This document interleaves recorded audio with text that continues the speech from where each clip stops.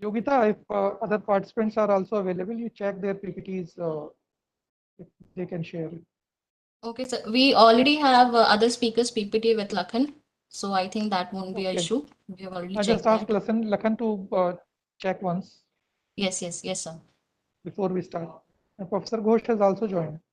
Yes, sir. He has also joined. Welcome, sir. Go, sir. Good morning to you, sir, as well. Janita, ma'am, your screen is coming. You just have to open your presentation. It will automatically come.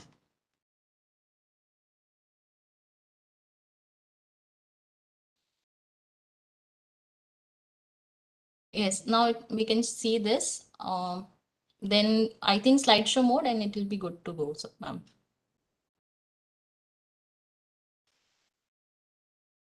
Yes, now it's visible clearly. Okay.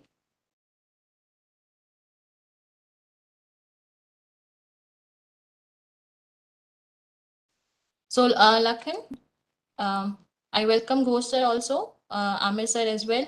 And Lakhan, if your HOD sir is there, and I think principal ma'am is already here. He's there. He's there. He has some problem in the audio. Let me just give me 1 minute. Okay. Mhm. Janita ma'am, you can stop sharing for now. If you move your cursor on the top, there'll be a stop bar coming, and stop sharing is the first option.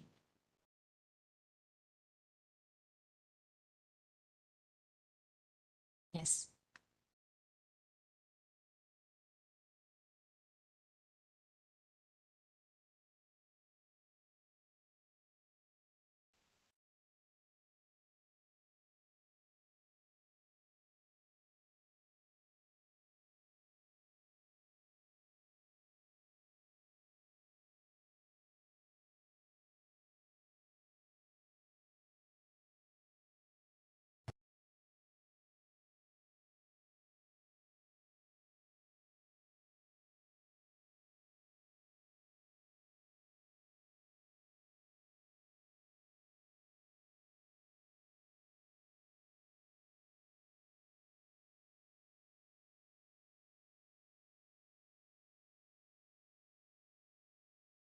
Very good morning, Ranjit sir. I hope you are connected with us now.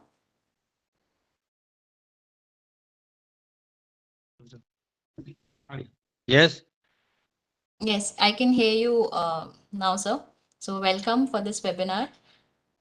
And our HOD, Professor Chandan Ghosh, and also our convener, Amir sir, is also here with us. So all of you, if give the permission, we can start on time.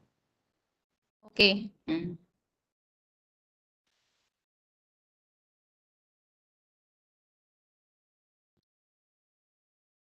Now should I Principal, start? okay. No, I'll start, sir. So, Yes. okay, so let's go for the program. So, namaskar and very good morning to all the honorable patrons, Yogita, delegates. we can start. Okay, sir. Thank you so much, sir. So, namaskar and good morning to honorable patrons, delegates, and all the participants joined with us for this webinar named as Geohazards Risk Management. It is jointly organized by National Institute of Disaster Management, Ministry of Home Affairs, Government of India, in collaboration with Department of Geology, DM College of Science, Dhana Manjuri University, Imphal, Manipur. Today's webinar topic is also in compliance with our Prime Minister's 10-point agenda for DRR number 4, 5, 8, and 9, which currently states to invest in risk mapping globally to improve the global understanding of nature and disaster risk, to give importance of using the technology for enhancing efficiency for DRR, also to build our local capacities and learn lessons from the past disaster experiences. The webinar today will be aimed to create an awareness among our all participants with an inclusive approach related to general forms of natural hazards. Is there key procedures for analysis and management alternatively to avoid the transformations into their disasters in future? So for today's webinar, I extend my warm welcome to our honorable patrons, our Executive Director, NIDM, Shri Taj Hassan sir, Dr. M. Bhuvneshwari Devi, Principal of DM College of Science, Dhana Manjari University, Manipur. I also heartily welcome our eminent resource speakers of this today's program, Dr. Chanam Debujit Singh, Director of JSI Imphal Division, Dr. S. Ibotomi Singh, Professor and Head and Dean of Human and Environment Science, Manipur University, Dr. Janita Mary Nongkring, Scientist and Engineer, SF, Northeast Space Application Center, Department of Space, Umiam, Meghalaya. Joining them, I also heartily welcome the Head of the Resilient Infrastructure Division, NIDM, Professor Chandan Ghosh, sir. I welcome Dr. Amir Ali Khan, sir, NIDM, and Dr. T.H. Ranjit, sir, Head and Associate Professor, Department of Geology, DM College of Science, Dhana Manjari University. Under their guidance, this program is taking place. I, Yogita Garbyal, young professional at NIDM, will be the moderator and coordinator of today's webinar, and with my fellow coordinator, Dr. N. Lakhan Singh from Department of Geology, DM College of Science. We both welcome each and everyone here, and once again, hope for active and fruitful session ahead.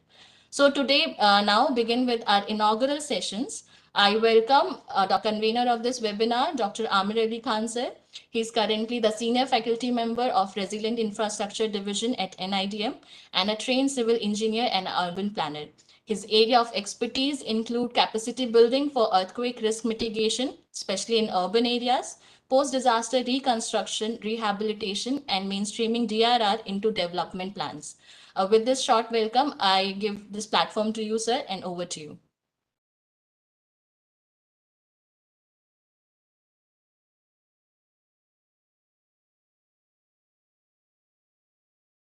Amir, sir, you are muted. Kindly unmute, sir.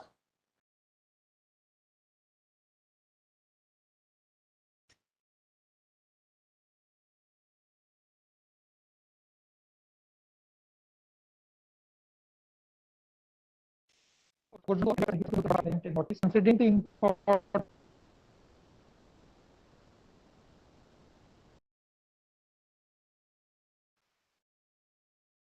Amir, sir, your audio is not coming. I think there are some network issues.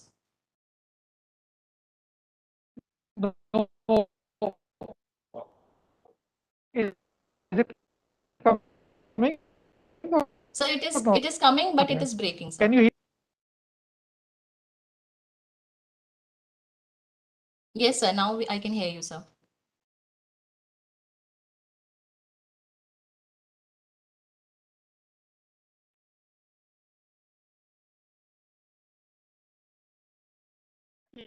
Yeah, that those arts have been impacting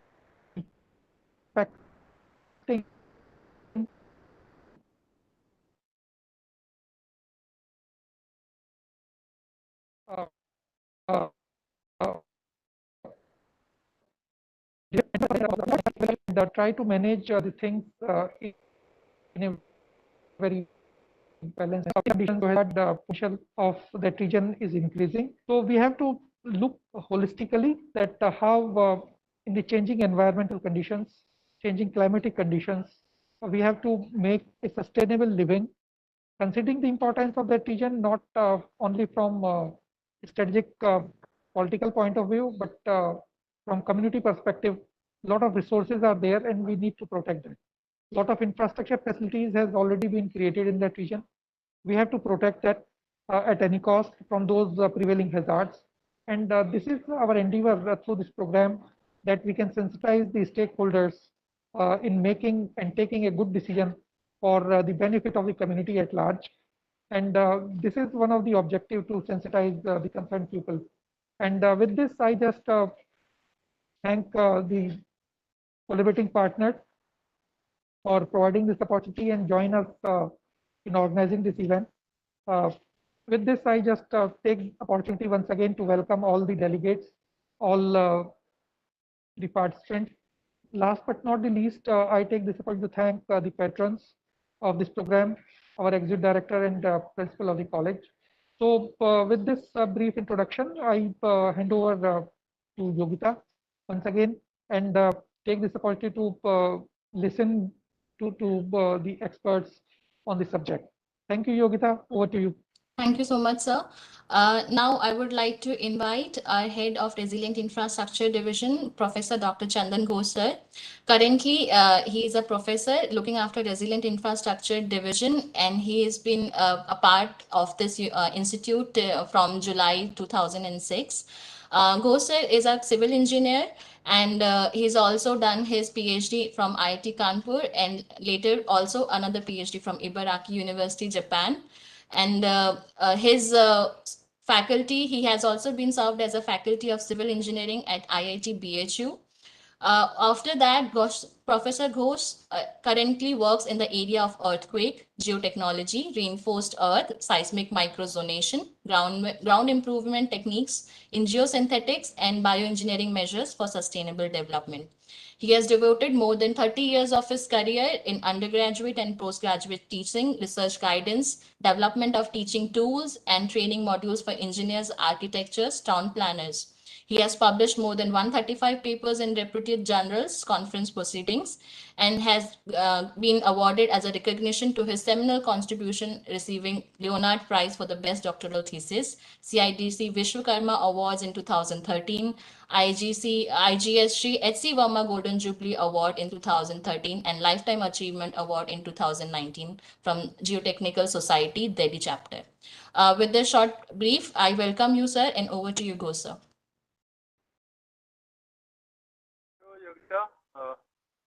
My video.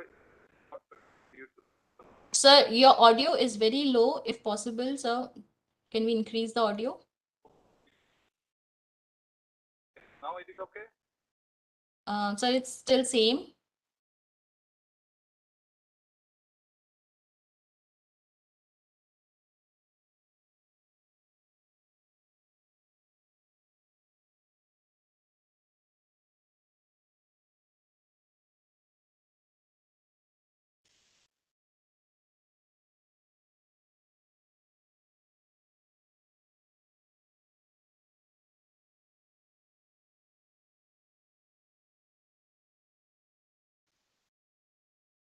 Okay now? Sir, it's all same, but we are able to hear you. So I think with the largest audio option, we can hear you, sir. So please go ahead, sir. Now it is okay? It's okay, sir. It's clear, sir.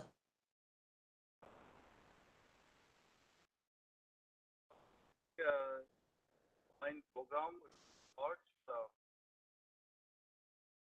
Manipur is a very, very well visited place by NIDM, myself, and they are taking up program. Okay.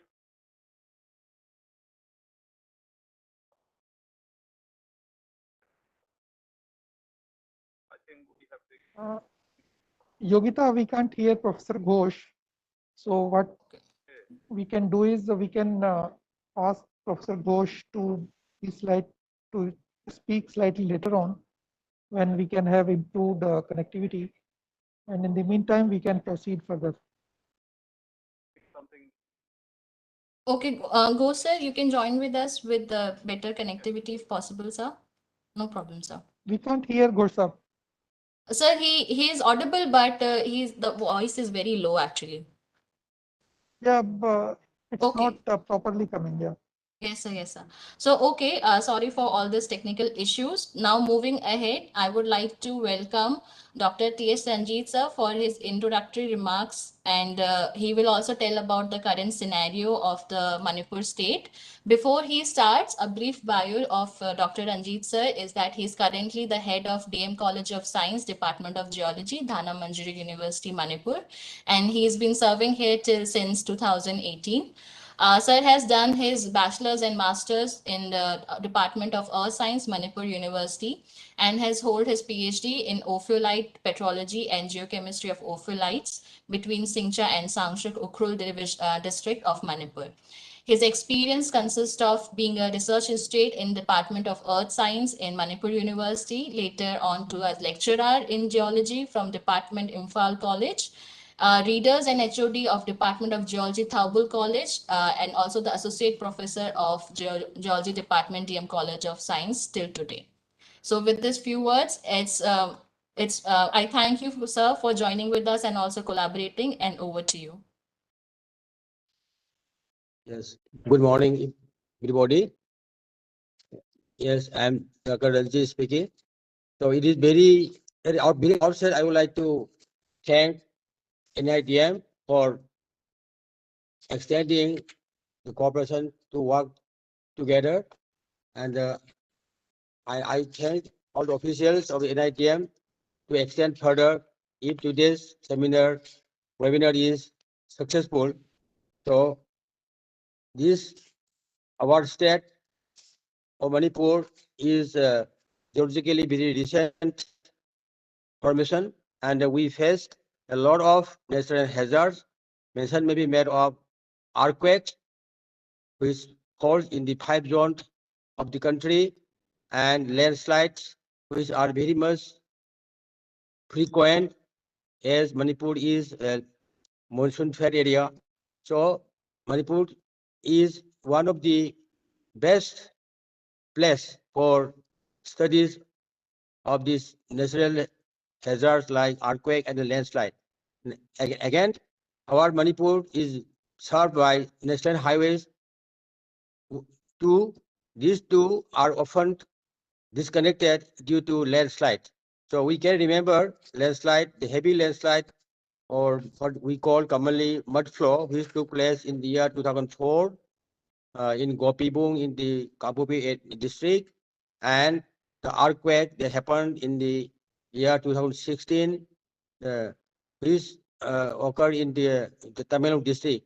In that very earthquake, our this marketplace, we call it Ima Market, which was damaged, damaged repairably, of course. So our state can be this taken as one this place for studies of these two hazards.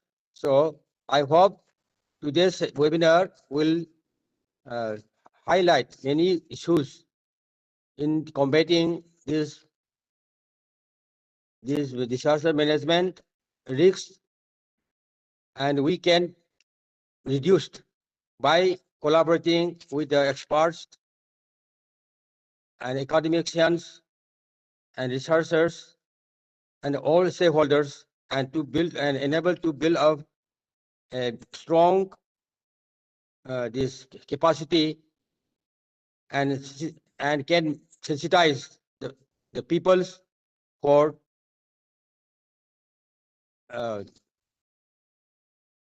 this for awareness of the people. By we cannot avoid the ideas of the researchers and scientists in the working in this field for the benefit of our these policy makers in establishing our nation a resilient country, or what to say, disaster-free country. So I must thank the NIDM for organizing such a webinar in this our area to in making this in necessitating the authorities in their endeavor to build a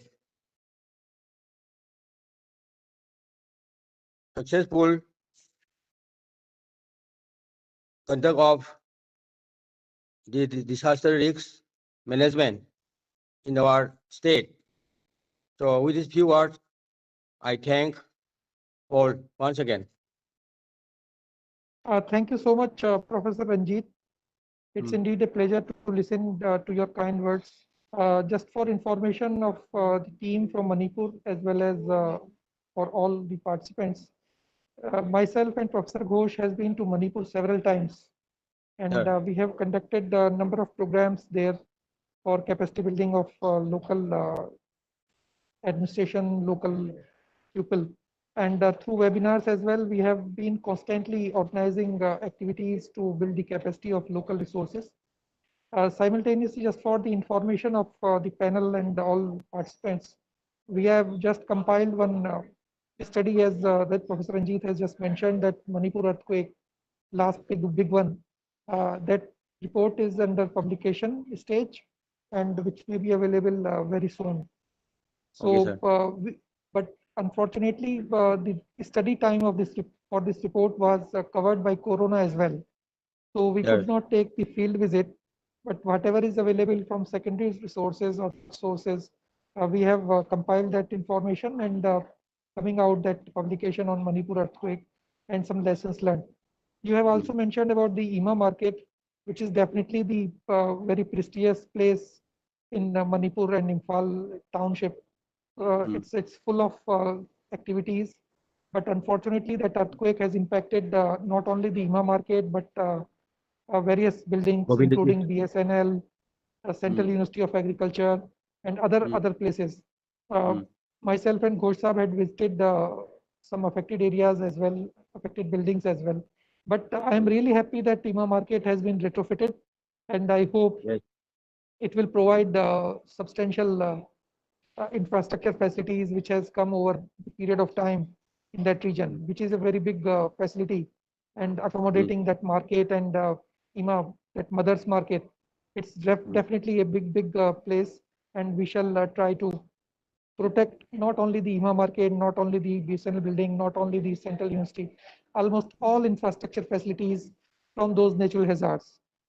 This is the endeavor of NIDM always, that critical infrastructure facilities need to be protected from those hazards which are prevailing not only in Manipur but the entire national level or Northeast India.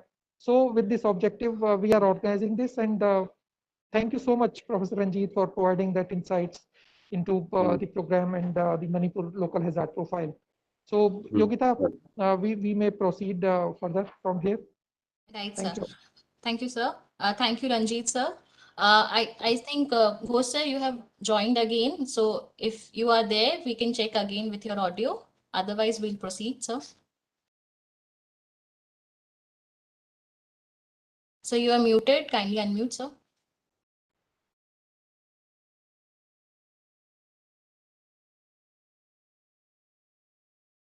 Okay, still not. Yes, sir. Yes, sir. We can hear you now. Okay. So it is a very timely occasion here, especially after Manipur earthquake in 1916.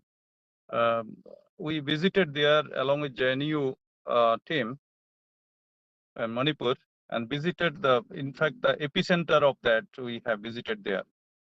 And then based on that, there are some publications are there from JNU side. At the same time, most important thing is NIDM has prepared a report based on the Manipur, which is mainly taken care of by Dr. Amir Ali Khan on the aftermath of this earthquake that happened on, I think, 4th January, this Manipur earthquake. And Yes. then, and it is a very, very well, in fact, when we have visited there, we saw that the market, especially IMA market visit that myself and Dr. Khan, while during a training program, we have been there in 2017, I think. At that time, no such repair or retrofitting work was taken, but it was about to be taken up. Later on, of course, we could not visit, but proper accounts of those retrofitting has been taken care of in the report. And now, as far as such thing that, earthquakes are happening there and awareness program have been going on along with the state government, and number of such program being conducted at various level. Due to COVID, of course, it could not be held. But the specialty of this occasion, joining online, is very very substantial. Impact of this is very substantial. Here we have been able to connect with the institution, education institution, especially Professor Ranjit ji is here, and also from the state government also. I would say that NIDM objective is awareness generation, but our also main objective is to get yourself also trained and know about the realities of this disaster related or resilience measures. So even though we are at the national level, we conduct several programs across the country. But this program, especially with Manipur, it is very close to our heart, because whenever we have been visiting there together, then the officials, especially many of the government officials, they used to treat us as their own, they say, not simply as a guest, but rather as a part of their life cycle, and taking us to various level there to mix with the stakeholders, and then suggest them what measures are enough so that they can take care of. Despite we know that there are some other difficulties are there, but I would say that this is a welcome step that taken up by NIDM along with institutions working over there. But that has been our emphasis in the last 2 years of COVID, that let us involve all the teachers and students and youngsters and even NGOs and many of the government, non-government organizations to make disaster risk reduction as a measure of our effort to one. And now oneness in mitigating the things, identifying the problems, and also especially we are concerned in resilient infrastructure, we are concerned with the kind of constructions that came up and also going to come up or taking place. Those are to follow the standard guidelines that are available at the national level, and which are again applicable to, suitable to various hazard mapping that being done, like Manipur or entire that region is in seismic zone 5. So we want to say that there are a number of organizations like professional organizations, Institute of Engineers, and then many engineering fraternities, contractor, or even missions are also there. So in order to make infrastructure resilient, in order to make infrastructure following the national guideline, national building code, our effort has been always to get these national experts comments, their guideline, their code, and to familiarize with the all level of construction activities that going on in the state, so that while construction is being done maybe for 50 years or 70 years or 100 years, at least the quality is being maintained. So, and that is why while we conduct 3 to 5 days of training program, we used to take the engineers or participants to the construction site. And Ima Market is one of the good example that where we have seen that how it was constructed, and we have seen that impact of that earthquake on the Ima Market. And also we discussed a lot during our stay there in 2017 with the participants, and we have gone to the site again that why it has went wrong. So one failure teaches us a lot of lesson. So I hope that Ima Market and some of those area that which suffered damages, it is all because that there are certain faults, that there are certain kind of quality that which was not ensured. But for Ima Market, what we have seen that there is no deficiency in the concrete or even reinforcement. But since it is not properly guided by a qualified structural engineer or earthquake qualification, that it was not done. So it is all done by the contractor at his will, based on the design, which is made in a computer or software, and implementation part remained with the contractor, and quality consciousness was not there. Moreover, we have seen that too much of reinforcement they have provided.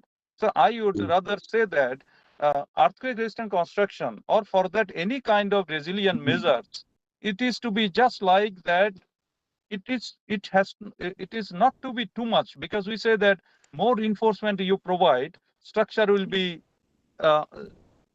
resilient enough, or it will be more better. No, it is not like that. It is rather measurement, or it is a measured amount of salt that we provide into our food items or sabji or even any curry. If it is too much, it cannot be taken. If it is less, still it has gotten space, or it has got a freedom that if it should not be too less, it should not be too much, it should be appropriate. At that appropriate level, such kind of training program awareness we want to emphasize. I hope with this program, we'll take it, even though it is online, but now offline part, we will take up again state-wise our programs from April onward. We are making in consultation with many states, and I hope from Manipur also we'll get quite sizable number of training program, not only for the number's sake, but with more association grassroots level, where earthquake or resiliency in the infrastructure can be entrusted with. Thank you very much. Thank Thank you, you so much, Ghosh Saab, for nicely elaborating. And in continuation, what Ghosh Saab has said, he rightly elaborated the engineering aspect. But in my opinion, this is the teamwork of constructing the infrastructure, which is going to be long-lasting and resilient. So, what we observed that improper soil invasion was not done in Imam market, and the failure of one side or one column impacted the entire failure of the structure in one portion. So, like he mentioned, that a small mistake or a small ignorance can lead to devastating impacts. And definitely we need professional help, and we need the experienced people. So a combination of all who have been qualified properly and who have significant experience in those type of construction practices or management practices. So thank you, Ghosh Saab, for nicely elaborating the experiences which we had together. And we organized a field visit with our participants, and we had a lot of discussion. Entire 5 days duration was revolving around the construction practices in Manipur, and the failure and impact of that earthquake. So thank you so much, Ghosh Saab. Over to you, Yogita. No, in fact, you remember that when we have visited last time, we have been to the Manipur National Institute of Technology, which was constructed Yes, in yes. an area which is low-lying area, and lots Yes, of problem came up. I think now they have decided to shift the entire campus. So this is something yes. that really, I would say this is not a good message that our engineering as well as construction practices. And also, when we know that construction, it is low-lying area also can be improved. As you rightly said, that proper soil investigation has not been done. And even if we are having capability, the entire country is having capability that you can construct anything, anywhere you want. Just an NIT, which is a National Institute of Technology, is constructed on a low-lying area. That is why problem is there. It is not to be just taken very lightly. It is not a good thing that as an engineering fraternity that we have to consume such kind of. It is not a complaint. And even if we say that we can construct building wherever you want, provided proper investigations are done by the proper expertise. It is low-lying area. There are reconditioning of the soil can be done even after construction also.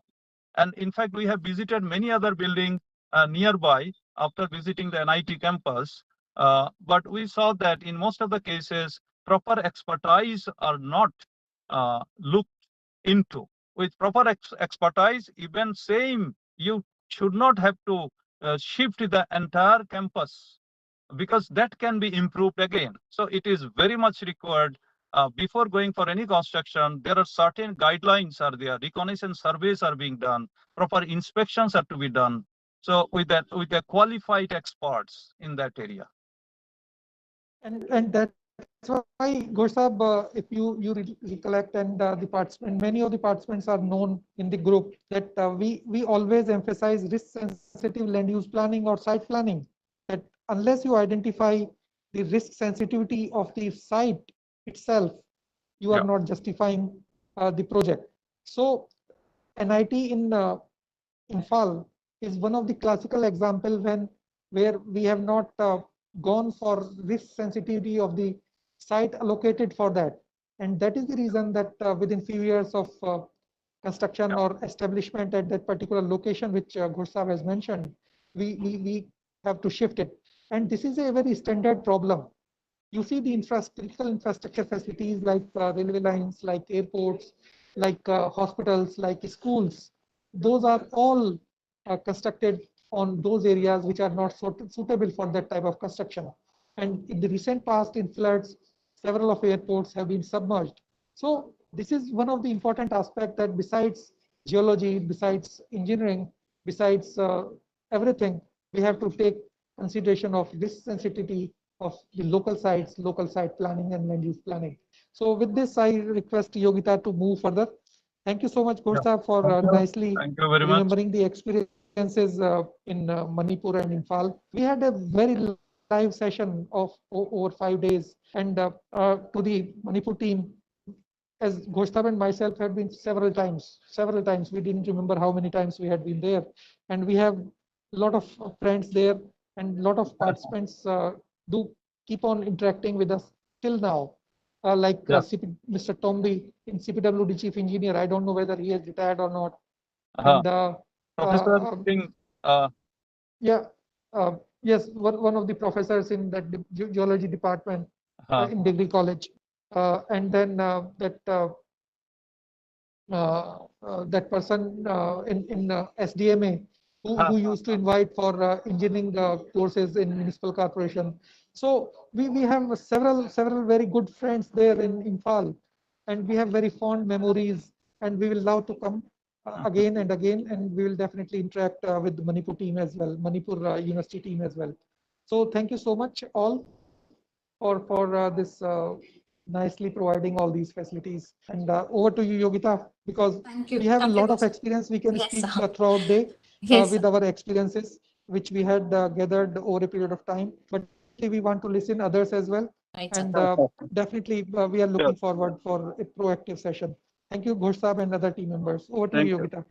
Thank you, Ghosh sir. Thank you, Amir sir. Indeed, our disasters and development go hand in hand. So moving ahead, now we have a special address from our principal of DM College of Science, Dana Manjari University, Imphal, Dr. M. Bhubneshwari Devi. She has done a specialization PhD in entomology and has a teaching experience of 35 years. She has been awarded Meritorious Book Award by Jawaharlal Nehru Memorial Fund, New Delhi in 1993. She has also been awarded Merit Scholarship in MSc in 84 and awarded Manipur University Gold Medalist in MSc Life Sciences. She has been, she has students which PhD scholars have been and masters both have been awarded. She has been also holding projects of 9 in number and publications around 100 and more. So with these few words, I welcome Bhubneshwari Devi, Principal of DM College of Science, and over to you, ma'am. Thank you. Good morning to everyone present in this webinar. Respected patrons, conveners, speakers, coordinators, participants in this fine sunny day. First of all, I would like to thank the organizers, National Institute of Disaster Management, Ministry of Home Affairs, Government of India, and Department of Geology, DM College of Science, Dana Manjari University, Imphal, Manipur, for giving me an opportunity to join this webinar and to say few words. I hope that this webinar will give immense knowledge to young researchers, students, and faculty members working in the field of disaster and geoscience. Besides, the people of Manipur state especially and India will gain knowledge about the identification and prevention strategies of geohazards. I think so. I wish the webinar a grand success, and I wish all present in this webinar a COVID-19 free life. Once again, I thank all. Thank you. Thank you, ma'am, for such Oh. encouraging words. Welcome. Mhm. Thank you, ma'am. And thank you for collaborating and giving your guidance as well. So now moving ahead with our technical sessions now. Before we move ahead, all the participants, if you have any queries regarding inaugural session or any technical session, you are open to send your queries through the chat box.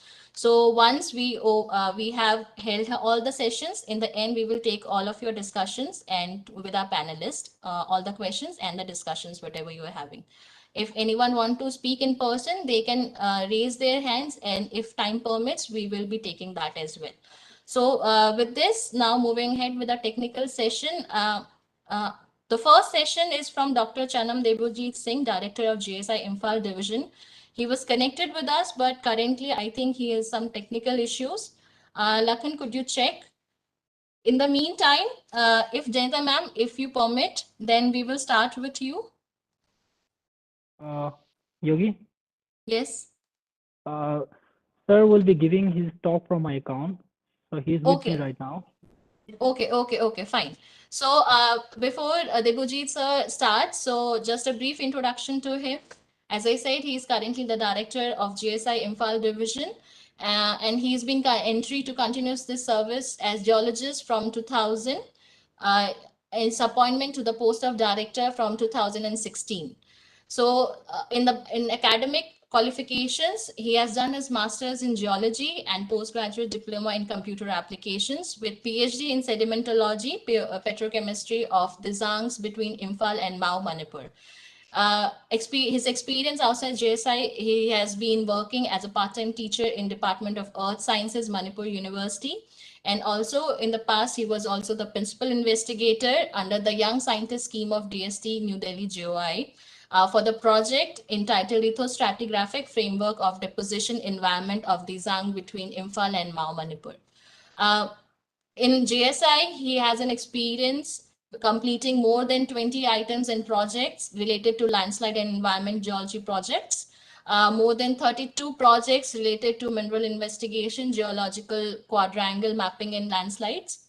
He's been awarded Best Paper Presentation Award in the Indian Sciences of Congress Earth System Science held at Manipur University in 2018. He also held awarded with National Mineral Award 2003 in group along with T. Paul and P.P. Chakrabarti. He's been awarded Professor D.N.D. Goswami Memorial Award for the Best Paper Presentation in the Convention of Indian Association of Sedimentologists held at Guwahati University at 1998. Sir has published numerous research papers in national and international journals, and he's also the peer reviewer of the some referred esteemed journals like Journal of Geological Society of India and Current Science. With few words, it's an honor to have you, sir, and over to you. Please make me as presenter. Yes, I'm doing that. So I think you can do it now.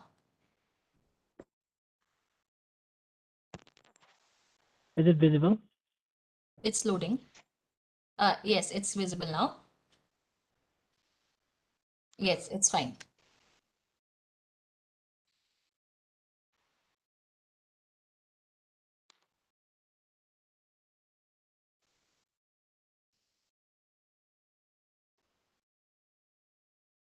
Cậu kênh tôi rồi bạn.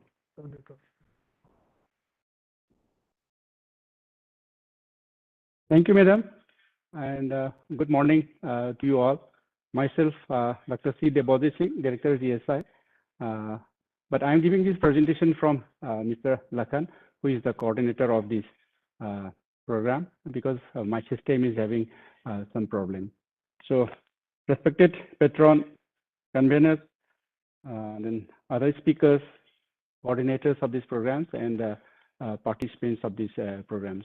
I'll be delivering this my lectures on the highly damaging landslides of Northeast India and their controlling measures. When I talk about the Northeast India, earlier it was only 7 states. Now in my presentation, very recently from GSI point of view and from administration point of view also, I think Sikkim is also included in Northeast India, but unfortunately in my map, Sikkim is not there. I'm very sorry for that. So in my presentation, partly I'm having some data for Sikkim also. And I'll be talking on 2 points. One is the highly damaging landslides of any India. How much is damaging? That is 1 point. And the second point is their controlling measures. Because I don't like to say about the remedial measures, because nowadays I don't like to attend any new landslides and I don't like to suggest remedial measures. Because if we have attended a lot, and my concept is if we can prevent the occurrences of landslide with some controlling measures, if we prevent them the occurrence of landslide, that is the concept. That's why in the title I am giving the controlling measures, not the remedial measures. And my presentation, I think, will be based on the data available with the Geological Survey of India from FS 1998-99 to 2017-18. For the last, this one, around 18, we have the data, but still I'm yet to do the analysis. That's why I'm using. And it is not that I might be missing some of the data, but anyone, if you're having some data, you can add also. But these are the data that we have recorded by the Geological Survey of India, because Geological Survey of India is the nodal agency for the landslide studies for the government of India. And how I prepare my presentation with this concept, prevention is better than cure. With this concept, I prepare this my presentation.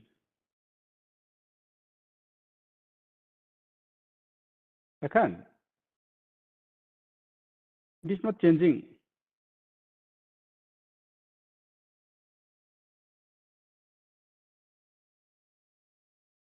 Hello. Lakhan is not changing. The slide is not changing.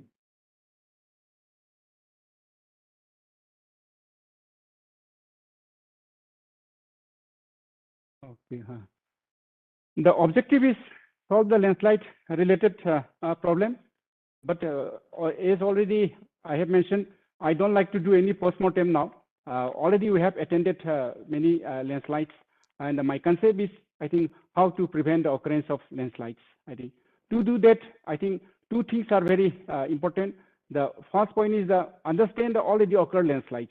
We have to know factually, actually, we must try to understand the causal factors. Causal factors, matlab, it should not be very general, the exact causal factors. I am giving one example. Many people used to say that, you see, landslide, we do find landslide during the monsoon, and landslide is caused by the this rainfall. If we go in the depth, we are not ready, at least I am not ready to accept that point, because this rainfall is a wide area or large area phenomenon, and the landslide is a point phenomenon. It is a small one compared to the area covered by the this one rainfall.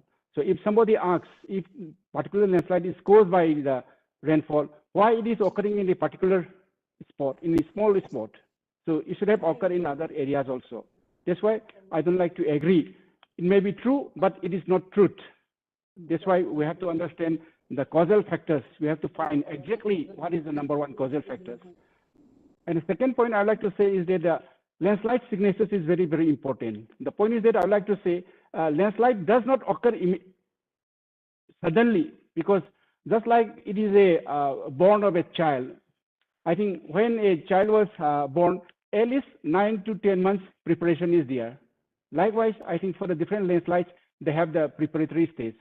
For some landslides, I think it may be 10 years. For some landslides, it may be 5 days. or for some landslides, it may be 2 days. But in any case, I'd like to say that landslide is having some signatures before it occurs. The only thing is that we are not giving importance to the signatures. And we used to give attention only when the landslide occurs. If we give attention to the signatures before it occurs, then definitely we can able to solve the landslide problems. So my third point is to do that, what I have to do. That is the my last approach. So now I would like to start with the landslide information. First, even though I have mentioned that my presentation is mainly based from the data available in GSI from 1998 to 2017-18, but I'd like to highlight this one because this information I think you can get from one book that is known as the Geodynamics of Northeast India by DR Nandi 2001. The information is around 500 people died on August 19 night 1950 due to the bursting of landslide dam. And this landslide dam is created by the Great Assam Earthquakes 1950 on August 15, 1950. You see how dangerous is this one. This earthquake formed this one landslide dam, and the bursting of the landslide dam on August 19, they have killed around 500 people. But unfortunately, we are not getting what type of landslide is that, how many landslides are there. Those are not getting, that's why I am putting this information. But killing around 500 people by this landslide, I think this is a very, very huge. And on the right side, I am putting one photo that is known as the Hawa Log landslide in Manipur. We have seen such type of landslide, bursting of landslide dam. This is not a very frequent phenomenon, but even then, we, in one sense, we are unlucky, but in one sense, we are quite fortunate that we are able to see such type of landslides in Manipur. That is known as the Hawa Log landslides in July 11, 2004. This is also a bursting of national dam site. Luckily, we don't have any settlement in the line of fires of these landslides. Now coming to this data, we have this one 7 states: Arunachal, Assam, Manipur, Meghalaya, Mizoram, Nagaland, Tripura, and later on we have included Sikkim. But Sikkim in GSI, Sikkim joined to GSI very late, around 13-14. That's why I'm having very limited data. So as per our records, we have 293 landslides from Arunachal, 124 from Assam, 62 from Manipur, 192 from Meghalaya, 94, and so on. Overall, we have this one 1,029. This is, I'm talking about only the recorded landslides by the Geological Survey of India during the different phases. And for my research work, I'm trying to do a different type of classification, because we have, for the landslides, we have the Vern's classification and so many other classification. But this classification is, personally, I thought that my approach, I like to be different. That's why I introduced this one. One is the killer landslides, those who claims the lives of human beings. Those category I classify one. Second one is the hazardous landslides, that damage properties but does not kill people. This is the second category. And this one, third one, this landslide along the road. It is very, very common. That's why I have introduced this one. Otherwise, if I have to say very frankly, but I think this can be removed. Because all the landslides that occur along the roads, it may be killer landslides, it may be hazardous landslide, or it may be the last one, the harmless landslide. But why I'm keeping these two, this mainly very, very common and very abundant. And the fourth one, this harmless landslide, mainly I'm keeping only those landslides who have occurred in the inhabited areas.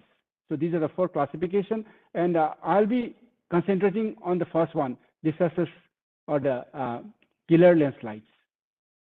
How many killer landslides we have, and how many lives they have claimed, and so on, that I would like to show this one. You see, this is the thing, because here I am concentrating, the one is the location, and I am writing in short. Mpur is, that is the Manipur, AP is Arunachal Pradesh, and and so on. Then a length and a breadth. I am trying to show you the dimension of the landslides. Then ER and the PD is the person's died, and a B I am using for the boulders, because falling over boulders used to kill many people. So this is the data I have collected for the killer landslides. You see, a single landslide kills 5, 2, 10, sometimes 10, and one is very common. And then this is also the continuation of my data, and the underlined one, because this one, these are larger landslides. The other thing which is not underlined, they are the smaller landslides. So if I have to do the analysis, we have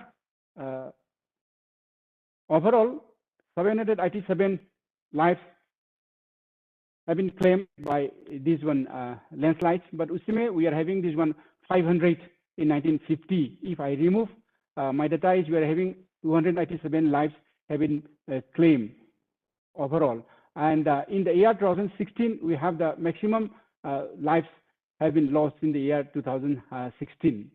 And as far as the individual state is concerned, Arunachal is having the maximum number of the landslides, and then this one Assam is having the maximum number of killer landslides. Then there is 37, and for Arunachal the maximum number of landslides it is 293, and the percentage of killer per landslide, that is maximum in Manipur, that is 8 per landslides, and the persons died, I think the maximum that is 134 in Assam, and persons died per landslides, that is 6.7 persons per landslides in Mizoram. And these two colors, I think I am showing one with the this one 1950 landslides, then another without that one. The number of landslide is 1029, and with that landslide it is 1030, and a killer landslide also without that it is 79, and with that it is IT, and persons died also without that it is 287, and with that it is 787. Now again I'd like to have another classification: large killer landslides and small killer landslides. You see, if you see in the table killer landslides, we are having 79. Now I want to exclude this one 1950, because the detailed type of landslide, size of landslide, and these things that I am not having. That's why in my analysis I have removed that one. So we are having 79 killer landslides. When I do these larger landslides and small killer landslides, this I have published a paper in Geological Society of India. Usime I put this one 30 meter in the width, because I am giving importance in the width, because length of the landslides can be changed by many factors, but width cannot be generally changed by other factors. That's why I consider for defining the large landslides and the small landslides, I consider the width and I put this at 30. If it is more than 30 meter, I consider it as a large landslide, and if it is smaller than the 30 meter, I think I call it as a small landslide. So out of the 79 landslides, when I do the classification, only 8 numbers fall in the large landslides, and 71 numbers fall in the small landslides. So you have to say percentage. I think large landslide is only 10% of the killer landslides, while the small landslide is 90% of the killer landslide, and the number of persons died also, it is very high. It is 255 against 32 of the large landslides. So from this table, very easily we can conclude that the problematic landslides, I mean, those who claim life, that is the most problematic. I think these are the, very simply, I would like to say that small landslides are more problematic than the large landslide in Northeast India. That I would like to say. I think that is from the finding, because that is only for the large landslide only in the 10%, and for the small landslide, it is almost 90%.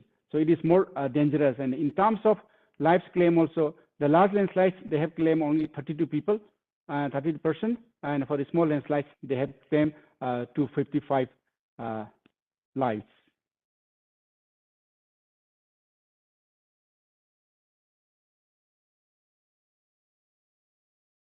Now, regarding the causal factor and these things, I try to again try to find out what is the exact cause. And I have identified six different types, and I am showing it mainly because of mainly based on their abundance and frequently occurring. This one, number one, this is the most common. This is exposing a very high vertical cut face and a small soil slips. This is the most frequently happening phenomenon in the Northeast India, because many people, especially these things happen in the Nagaland, also almost only in the hilly areas, except in Manipur and Tripura. Many people, they wanted to stay in the city area. Oh, back. What they did in the hill located in the city area, simply they cut the slope, simply to get a space, and they used to construct. But they are not thinking about the height of this one cut face and these things. And for such people, I think they cannot have a very concrete structures. They have simply a some type or hut type. So when a small slip is there, it falls on the this one structures, hut or the some type house, and many people used to die. At least 2, 3, 4 person used to die by a single landslide. And this is the most commonly occurring landslides, and that claim life also. So this comes number one. And second one is the falling of boulders. Again, this also, I think this is, you can see only in the Govt area. If you see Govt area, in and around Govt, we have lot of many hillocks, what they call it is the inselbergs. And if you see on the surface, just like in the glacial deposits, you can see a lot of boulders. I think this is mainly because of the spherical withering of the granites. And when you simply cut to get a space, I think you have remove the support of the boulders. So simply a falling of a boulders used to kill many lives. That those information details we have in Geological Survey of India. Still, I remember in one of the incidents, it claims around 14 people. So this is the most second most common type of the landslides, and this type of landslide you can find only in Guwahati. And the third type is the toe cutting and artificial recharge of water. This one detail different steps I have been, you see, in the hilly areas, you cut the slopes and this all the loose material you dump at the side. But the thing is that whenever you dump like this one, it is still yet to be consolidated. But many times or many at the places used to construct these structures here. And when you construct, 2, 3 things are there. You are constructing this one. You are giving weight on the unconsolidated material. You are blocking the flow of the water. And again, in the hilly area, you used to construct in different levels. In the lower one also, I think you have to cut again to get the space. So this is the frequent two cutting and artificial recharge. This also creates lots of problems. This is the third one.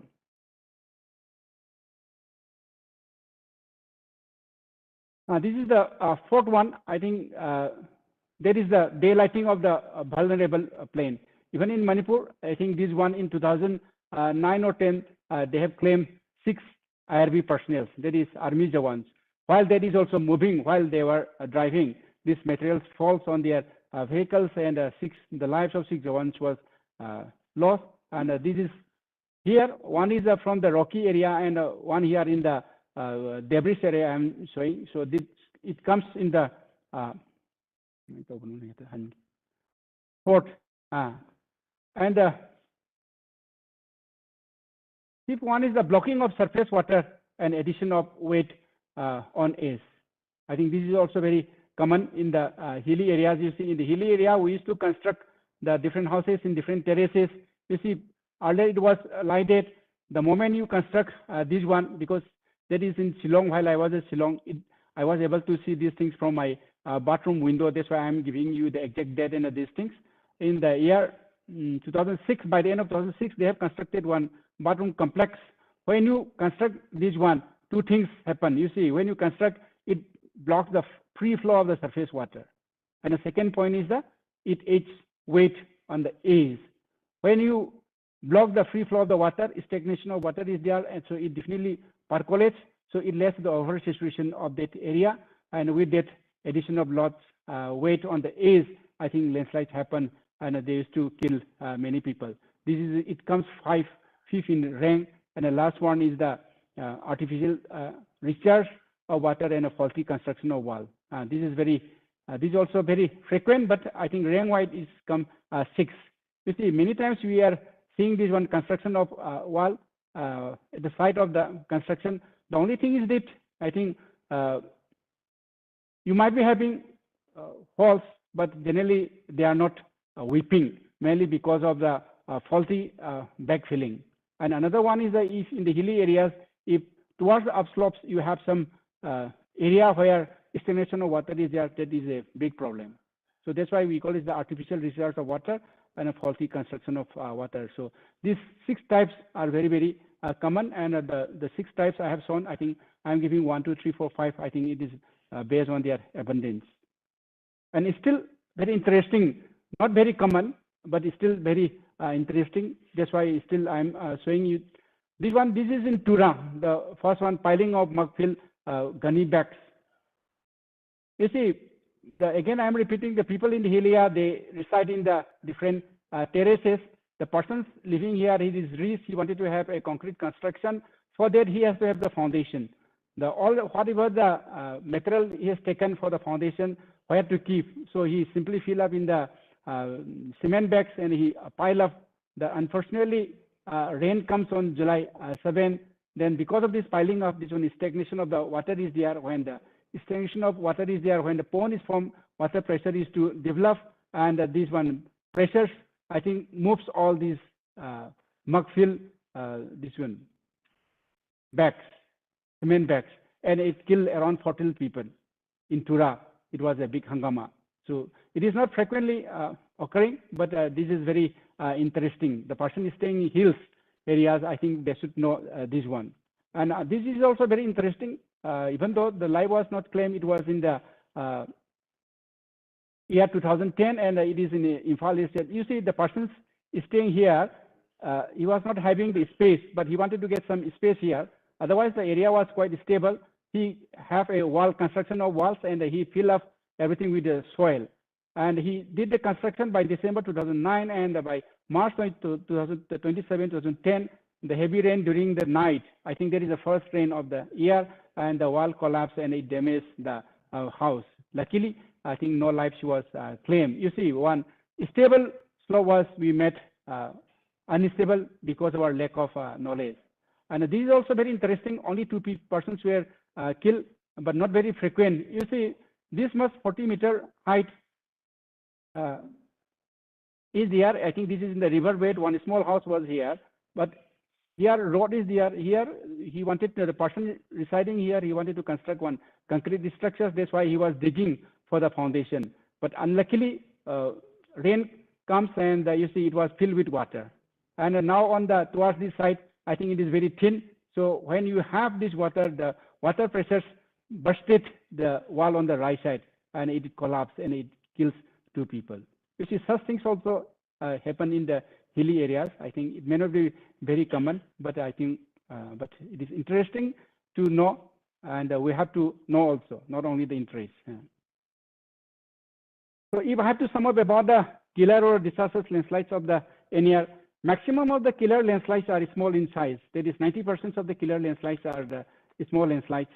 And the only problem is that these landslides, they give signatures for a short time. So only the people residing in that area, they have to know what are the landslide signatures. And if they do not know it, no chance for the geologists, for the engineers and others to visit and identify the signatures. So that is one thing. And they are generally small landslides are very fast in movement, and causes is mainly anthropogenic. Sometimes it may be natural, but maximum, if you remember the 6 models, it is being done by us, not by the nature, except that one daylighting of the vulnerable plain, except that all others are created by the human beings. And one of the most important things is that these small landslides, they do not get attention of the investigating agencies. So it remains like that. On the other hand, it claims a lot of lives of a lot of people.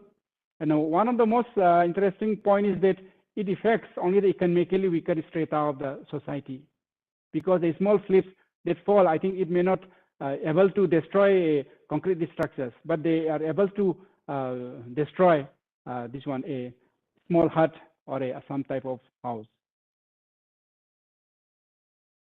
So if I have to see the causes, very broadly, I would like to say, number 1 point is the blocking of the drain or the surface runoff. That is the number 1 point. In the hilly areas, I think we should not block the surface runoff or the surface drain. That is the most important. This is the number 1 cause. In any case, I think that always it is coming in number 1 point. Then the faulty engineering structures and the backfilling. This is very, very common and very frequently we are seeing a lot of walls and these things. But if the backfilling is not proper, it won't weep at all. You might be having weeping holes. Holes are there, but they won't weep at all. And the loading at the edge of the slopes, and exposing high cut slope, excessive slope cut, and the presence of boulders on hill slopes, and the daylighting of possible slip planes. These 6 are the most common causal factors of these small landslides. And I would like to say that these are all man-made things, because except this daylighting of the possible slip planes, all others we are doing it. Blocking we are doing, blocking of drain, faulty engineering structures and the backfilling, that also we are doing, loading also we are doing. So I think all we are doing, that's why we can do it, we can solve the problem. So my last slide is in controlling measures, what we have to do for these small landslides. So I am repeating my point again.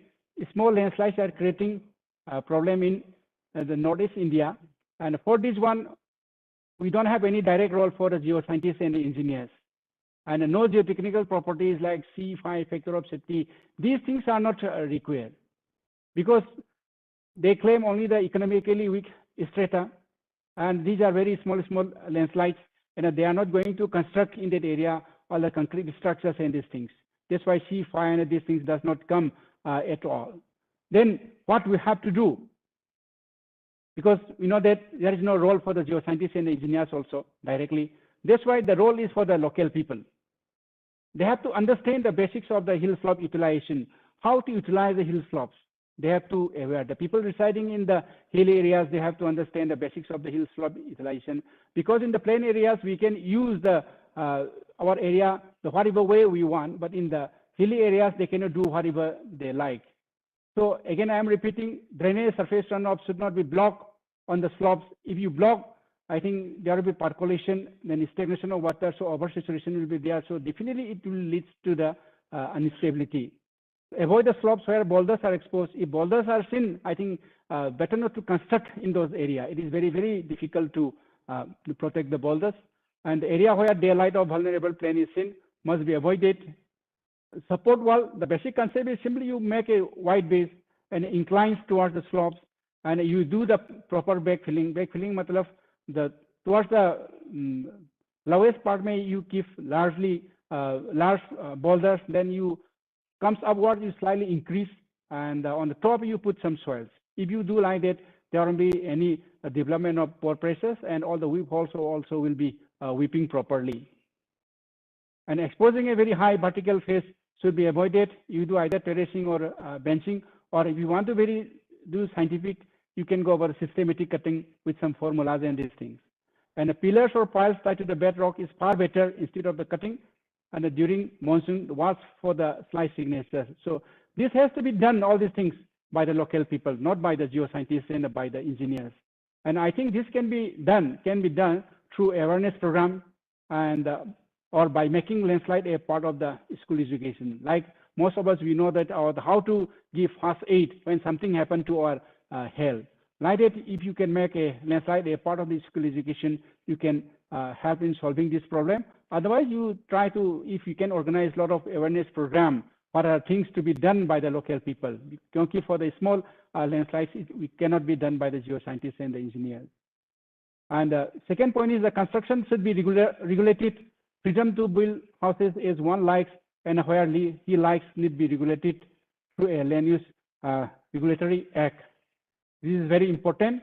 And we can go for the site-specific study. Site-specific study, not a post-mortem. I think nowadays we have the pre-disaster site-specific study. Just like if I have some suspicion, I used to go to the doctor and I used to check up whether I am having some problem or not.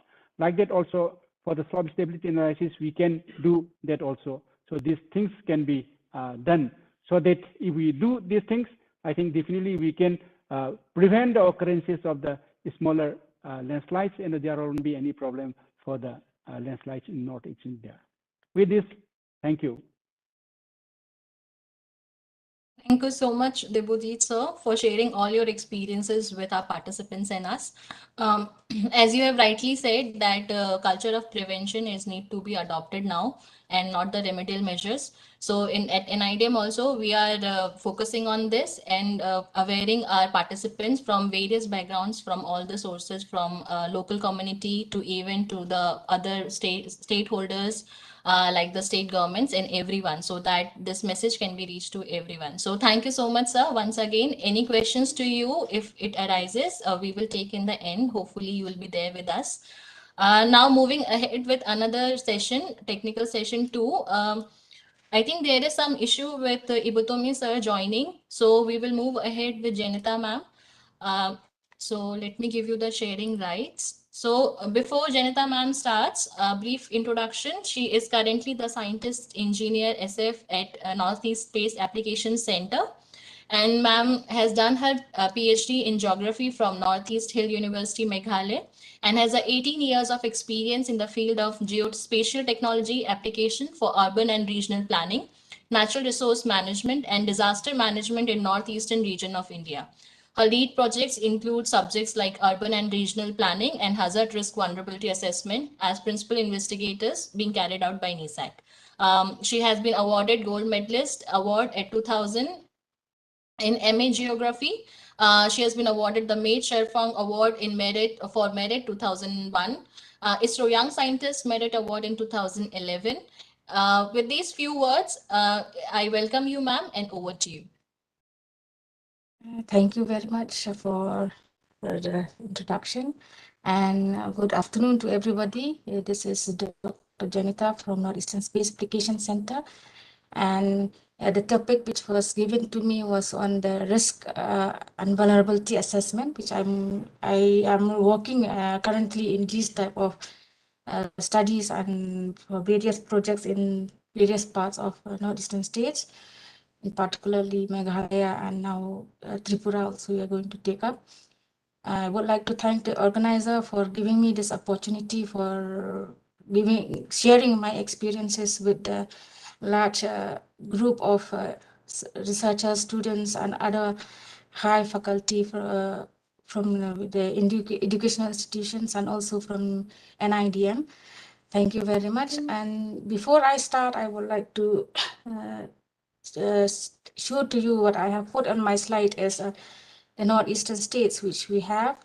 And as we know, the geohazards, which includes mostly seismic landslide susceptibility, we have included is mostly hitting the various parts of the states. I'm not talking about flood as of now. We are a small center in a village in Omyam in 22 kilometers away from the main town from Shillong. And this is the building which you are seeing here. We are located at the present we are located here. Our institute or our center has started in the year 2000, which was a very small, humble way we have started, and we have come up to the big way at the present now. Our center also specializes in remote sensing activities, GIS activities. We have also centers in the center we also have the team working on satellite communication, space science, and a special focus is on NER disaster risk reduction, which we have a center.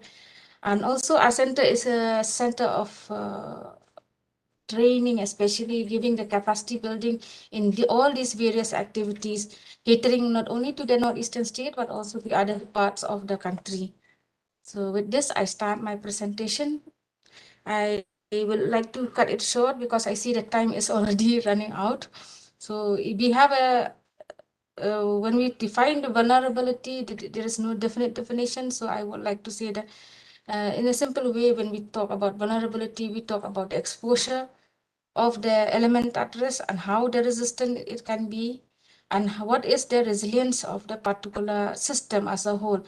Where we talk about exposure, when we talk about what much of population, what part of the infrastructure is being exposed, and what are the preventive measures which have already been taken so that the loss can be avoided, and how much is the system capable to recover from that state if any disaster struck. Vulnerability, if you see at this aspect, in a simple term, it has got all it's a multi-dimensional in nature, which has got all the elements of a physical, economic, environmental, and social. It touches all spheres of life in a particular system. It is very dynamic in nature. It can occur in any part of the it is wherever we talk about vulnerability, we talk about a settlement. So settlement can be either in the plains or it can be on the hills. So the changes in these settlements, it is within a few years. It can be within it can be temporal. The temporal scale will be very fast. It is also scale dependent when you talk about vulnerability. You talk at a larger scale when you have disaster at the global scale, or you talk about a particular city, the scale differs. So when you talk, when you are studying vulnerability, these aspects has to be taken into account. And again, what the other in the previous lecture is, things has to be site specific also. Various when you look at vulnerability, it can be vulnerability due to various hazards. Different hazards or different vulnerability assessments has to be done at different places. So if it's for a flood, it will be different. If it is for earthquake or seismic, it will be different. If it is for landslide, it will be different cases altogether has to be taken. When we talk about vulnerability, we talk about mostly about the infrastructure and the population, which we call it as the physical vulnerability. When we talk about the processes, also the economic processes, what are the economic assets which are available in the system, we talk that is called economic vulnerability. When we talk about the structure of the population, the demographic, what is the way of governing of the people, the governance of the area, that all comes under social vulnerability. And also when we talk about how much of potential impact it will be on the environment, we talk about environment vulnerability. There are various ways of studying vulnerability assessment, and that we have seen. If we talk about, I've given here an example is about a particular building. If you are talking about a particular building, we take into consideration all the aspects of the building, right from the wall, the roof material, what is the roof inclination, then what is the support material, what is the door, even what is the space, FER, which we call, what is the size of how many, what do you call it, the height of the building, how many floors are there. All these comes into aspect when you're talking about the building structural vulnerability. So that's what, just I'm giving here an example I've taken from one of the studies which has been done for volcanic eruption. It is one of the geohazards which has happened. So this type of information you have to have from the ground, and also it can be gathered from other sources. I will be talking about that later on. You put all these aspects together, study how these buildings will behave to a particular hazard, the behavior of a particular building, the behavior of a particular structure or infrastructure, I'm telling to a particular hazard, will form the basis of assessing the vulnerability of that particular infrastructure. So there are various ways which we have. We rank them. We put in the. I'm talking basically from the GIS part also. So we rank them. We give them. There are various models which are available, which you can put them into the models, and then they will put the parameters. You give them the ranks, and then you get out with the weightage analysis like. That's what you, when you are taking into consideration the vulnerability assessment, you have to be very clear about what are the indicators which will define the vulnerability of that particular area. And emphasize again, site specific when we are talking. So here the indicators have to be site specific to a particular hazard, and then the way you select the weightage, the way you put the parameters are also to be judiciously done so that you get the correct input which you can give for your other assessments. We have, when we talk about vulnerability, we have to first identify what are the elements at risk. When we talk about elements at risk, I was just telling you just now, it's about the physical elements, which include the buildings or other infrastructure. It can be a road, it can be a bridge, it can be the vital infrastructures, which we consider. Then we talk about the population, because population, when you talk about, is a big aspect about it. The data which you have to collect mostly comes from the field, and this is a huge task which you will have to do while doing the risk assessment. Right from the density of the area, you have to see what I told was demography of the area. That also has to be taken into consideration. Essential facilities that again can be included in the physical elements.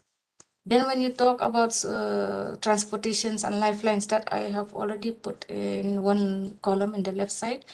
When you come about the socio-economic aspect, again here I would like to emphasize, and it is proved when you talk about vulnerability assessment. This was what I have seen during the COVID situation in our state, which we have seen in Meghalaya. I belong to Meghalaya, where governance plays an important role, community organizations plays an important role.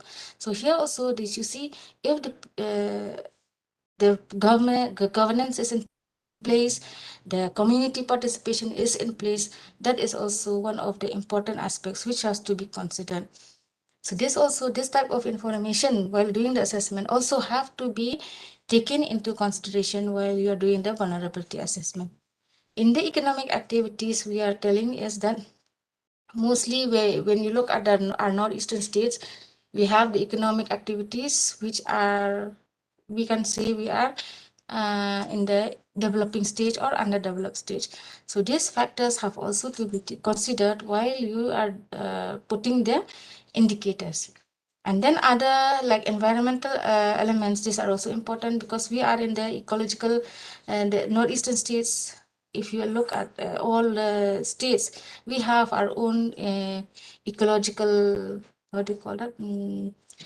Protected areas, which are environmentally sensitive areas.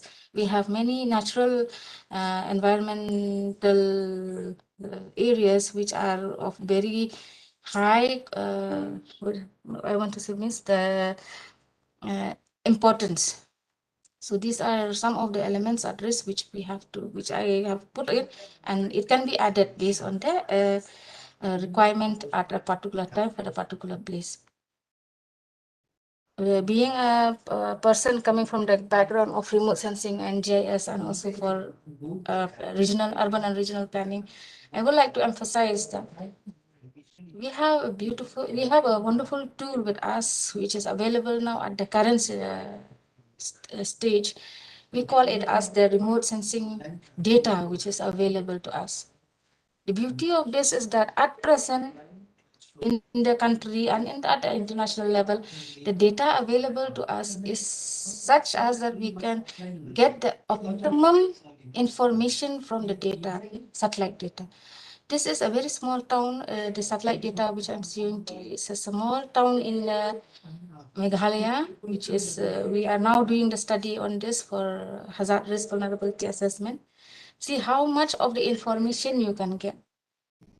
This is one of the I'm not telling that it should be totally eradicating the field information or gathering the field data, but then this will save the time from going to doing the field survey. You get the information, how many numbers of buildings, what are the type of buildings, what are the type of roofs. You can, this type of information, when we are identifying the element at risk, we can identify this, and so your time cost cut. There is a time which you can save for the other analysis also. The information which you get, like just the previous Dr. GSI Amfar was telling, that you have to have a land use planning. So you already have the information on the land use. What is the land use pattern? What is the type of area which you are having? The type of the buildings which you are having. So such type of information. And now it is as easy as it is to get the data and get the information from this type of data. So such information you can generate from such data, and you can see the amount of information which you get from the satellite data, which you can have just another 20% of it. You go to the field and add, just suppose it is the name of the building or all those things which you can add the attribute to the data. See the type of roads we have the infrastructure, where are the infrastructure lying, where are the type of topography. We can see the type of the buildings which we have, what land use it is actually. That information, see the higher the resolution of data, the higher will be the information. So when we are especially at this level where all planning has to integrate the disaster management in it, whether you are doing it for the vulnerability risk assessment or you are going for the disaster management plan of a particular city or a particular district. So all these type of information are necessary. We have other inputs also which can come from the satellite data in the form of elevation data. See, as I get this information, I know about the topography of the area. I know where are the valleys. I know where are the hills. Where will the landslide occurs and where will the flood occurs? That I can at a rough idea I can visually see it is where it is. Such type of information, detailed information I can gather about a particular area, and then this type of information will help me in assessing the vulnerability. So even I would like to tell that the data, which elevation data available as of now, can be it's of high resolution. We can even generate the building heights. So this is what this data which we have used. We are able to generate the heights of the building, and we have validated the data, and it is satisfactory and almost true to what it is in the real. But I would like to give you a caution. While selecting the data for your study, you should be very careful. At what level, I have told you that it can be at various levels. So the level of information or the level of analysis that we are going to do, the level of output that you are going to use, you should be very careful in selecting the data. Not that you go and select any data and then I wanted to know about the house information, but then you go and select the data like this. But here you can see each and every building is visible and you can get the information. So such type of, before starting any such analysis or assessment, such type of information, you should be ready. So I can very well get what are the types of buildings using this type of data, whereas I will not be able to see this type of data, the information which cannot be really identified in this particular scenario. Whereas in these two scenarios, I can very clearly see the type of buildings and it can infer what type of infrastructure structure it is. In our studies, whatever we have done, we have with the data which we generate from the satellite data, the information we generate from the satellite data, it has to be coupled with the information, as I have told in the beginning, while by putting the element at risk, we have to identify various. So what we have done is, this is where the GIS plays an important role.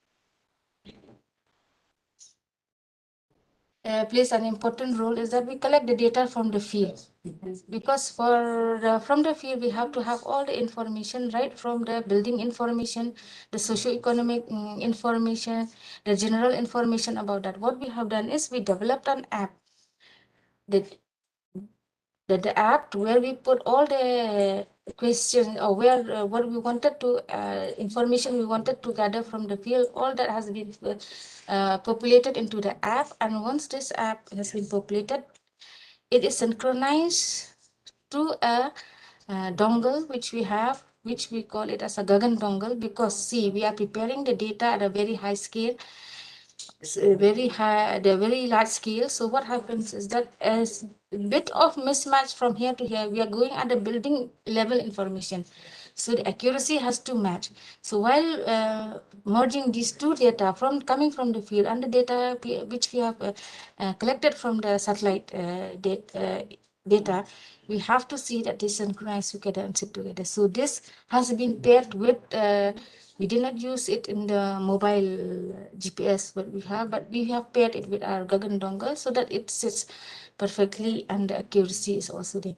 So this type of information, when we gather to the field, we get it online mode or offline mode, wherever it's possible. But once it is in the offline mode, wherever we get the signal, we load it up, so it comes direct to the server in our center, and then that we populate it up with the data which we come from the field, from the satellite data. So this is how we go to the field, we prepare the maps, we go to the field and we collect the data of each and every building which we have seen in the field, or on sample basis also that was being done, and we collected all the data and we bring it and then populate it. So this is how we have got the information. We know what is the land use type, what is the building type. We already know also, while we on the field, we have gone to the area and we have identified where is the landslide area one. So that we have gone and we have surveyed and we have all this type of information. This is the satellite data we have used. We have done the socio-economic survey and the building survey also. The type of the buildings, what is the height of the building that is generated, and we have validated in the field, and then we have found this type of information. So these are how we identify the at risk, the element at risk. And then in this we are able to, this is another example, just once we have this type of information, we already have this type, we can prepare such type of maps or build the information in the GIS platform and prepare such type of maps, which can be, we are incorporating both the information from the satellite data and the field.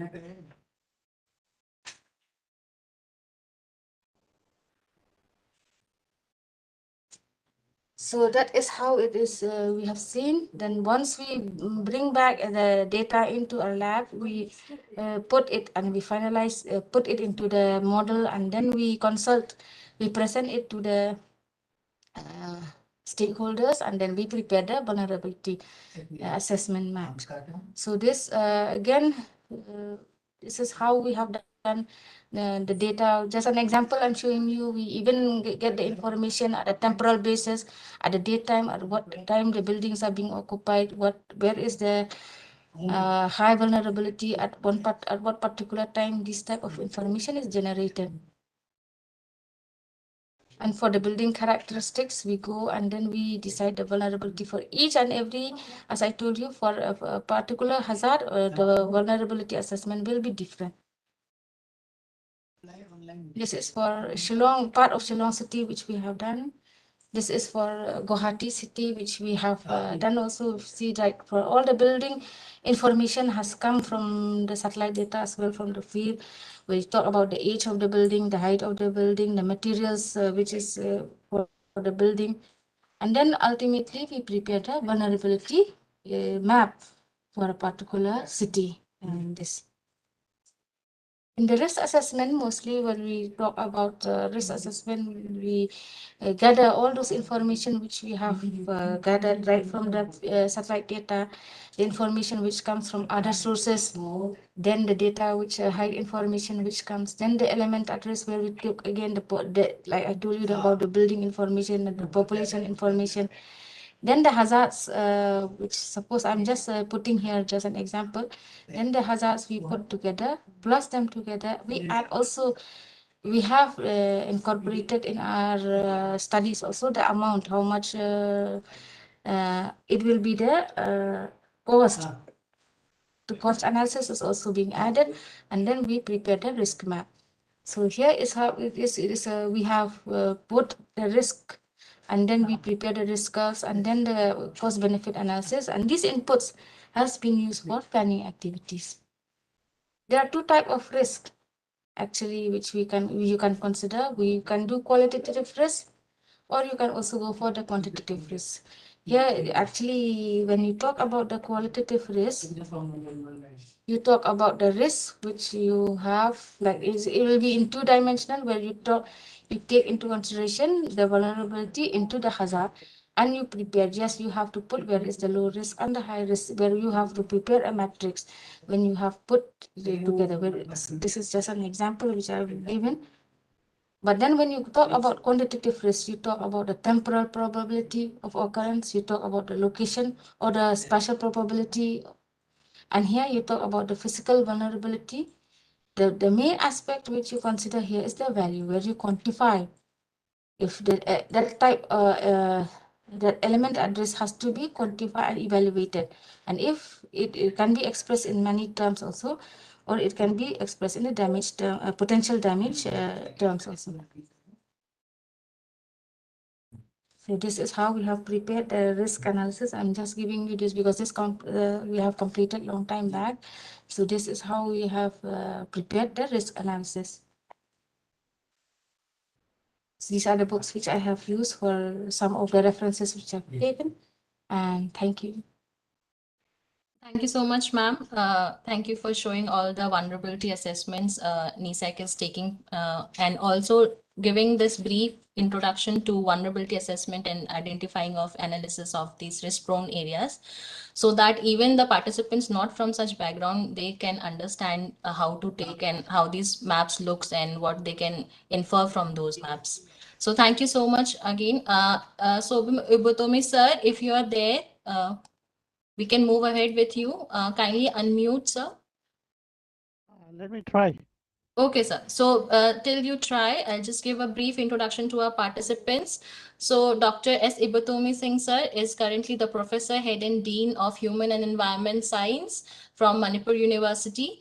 And sir has been a member of Syndicate Executive Council, Court member of Manipur University, Academic Council member of Manipur University, and also the member of Audit Inspection Committees as well. He's also been a member of State Level Expert Appraisal Committee of Manipur, Directorate of Environment and Climate Change, Government of Manipur, and also the member of Postgraduate and Undergraduate Boards of Studies of Guwahati University. Sir is also the Life Fellow of Geological Society of India, Life Member of Indian Geological Congress, Indian Science Congress Association, and also Geologists Association and Research Center. Sir has many books and edited volumes under his name, such as Indo-Myanmar Ranges in the Tectonic Framework of the Himalaya and Southeast Asia, and has guided many students, research students, and master's students under his leadership. With these few words, even with so much difficulty, you are here with us. And thank you for joining, sir, and over to you. Okay, thank you.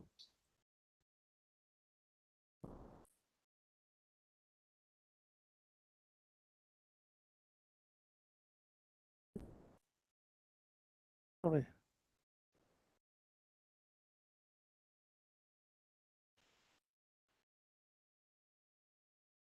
Okay. We can see your slide, sir. You need to just go into slideshow mode.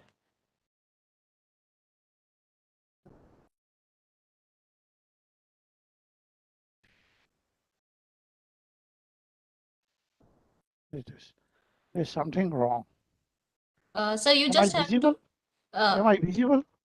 So you are not visible, Of but course, you are I'm not present. visible. Am I audible? Yes, sir, you are audible. Your screen is also, we can see. You need to just scroll this small screen coming up in between.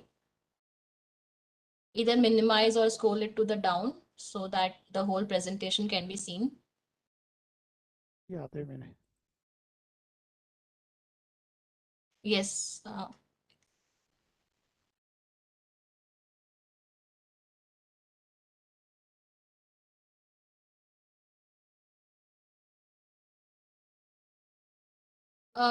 Sir, if there is an issue, Lakhan can share your screen from his side.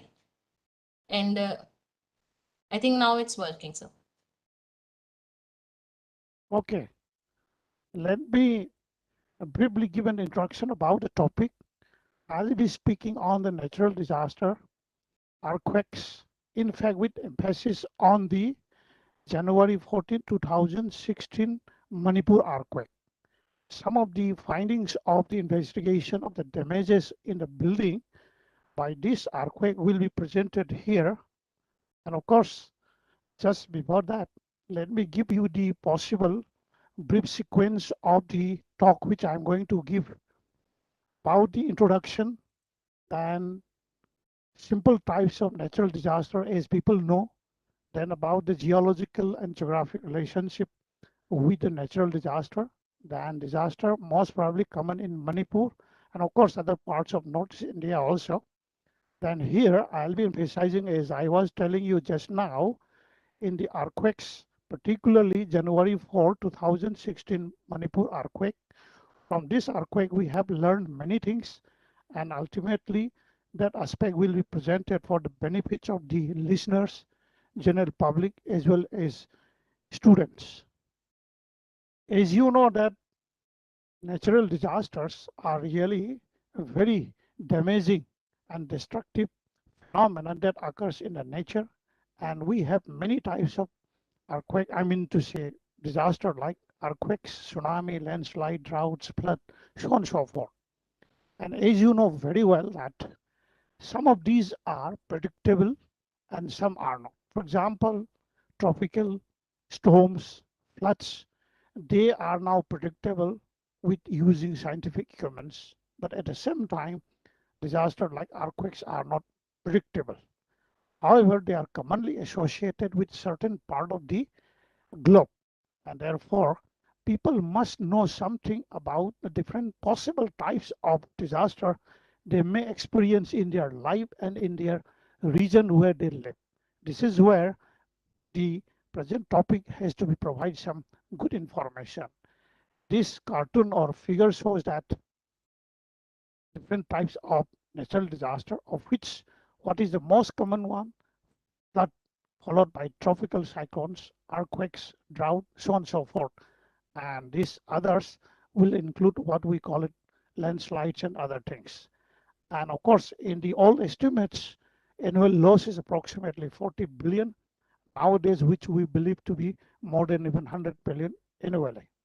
And another interesting thing is that there is always a close relationship between geological and geographic relationship with natural disaster.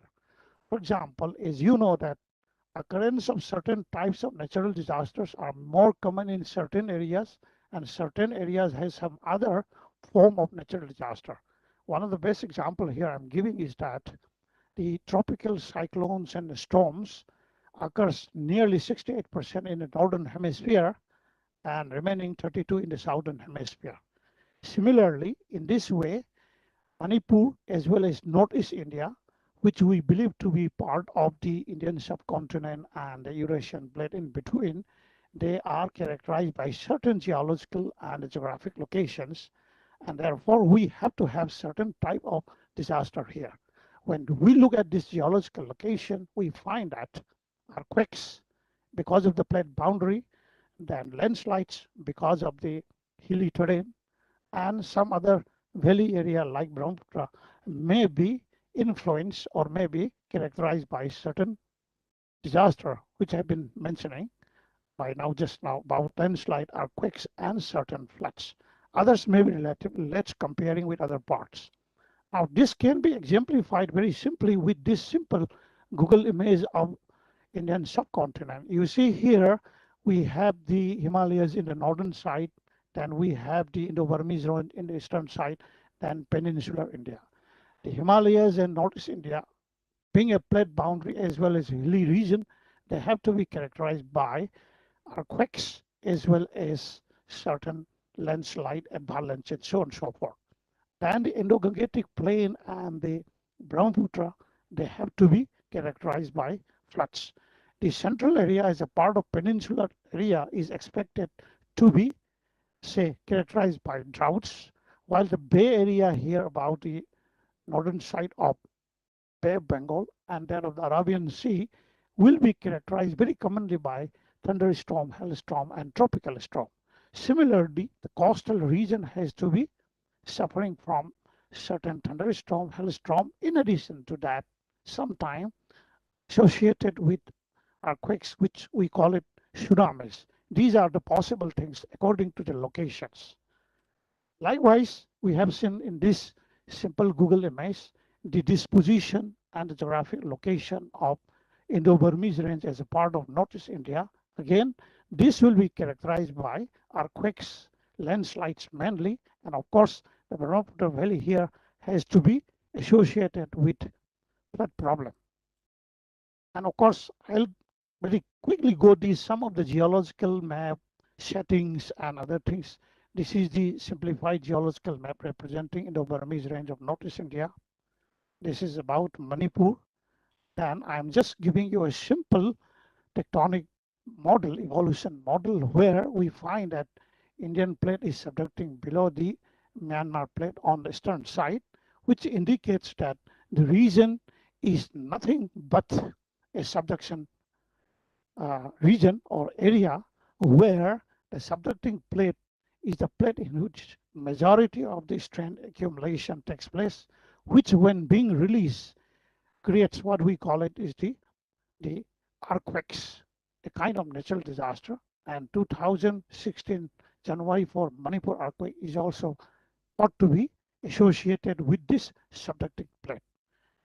Another thing is that when we look at the world map where plate margins are being shown with possible intensity of earthquake is on here, and our Himalayas and the Burmese range lies in this area. From this, we come to a kind of a good understanding that our region has to be characterized by these type of natural disaster, and ultimately we have to study them carefully, and we have to have certain basic knowledge about this disaster because they have to be struck at any time, and we will be experiencing in our lifetime. The next two slides will be showing about the possible earthquake intensity, focal depths, and the magnitude. From these two slides, we see that how much earthquake has occurred in the region for the last few, about 200 years or so. And we find also a linear concentration of earthquake magnitude as well as focal depth on the eastern side of Indo-Burmese range, which indicates that these earthquakes have occurred or have been originated from that subducting Indian plate.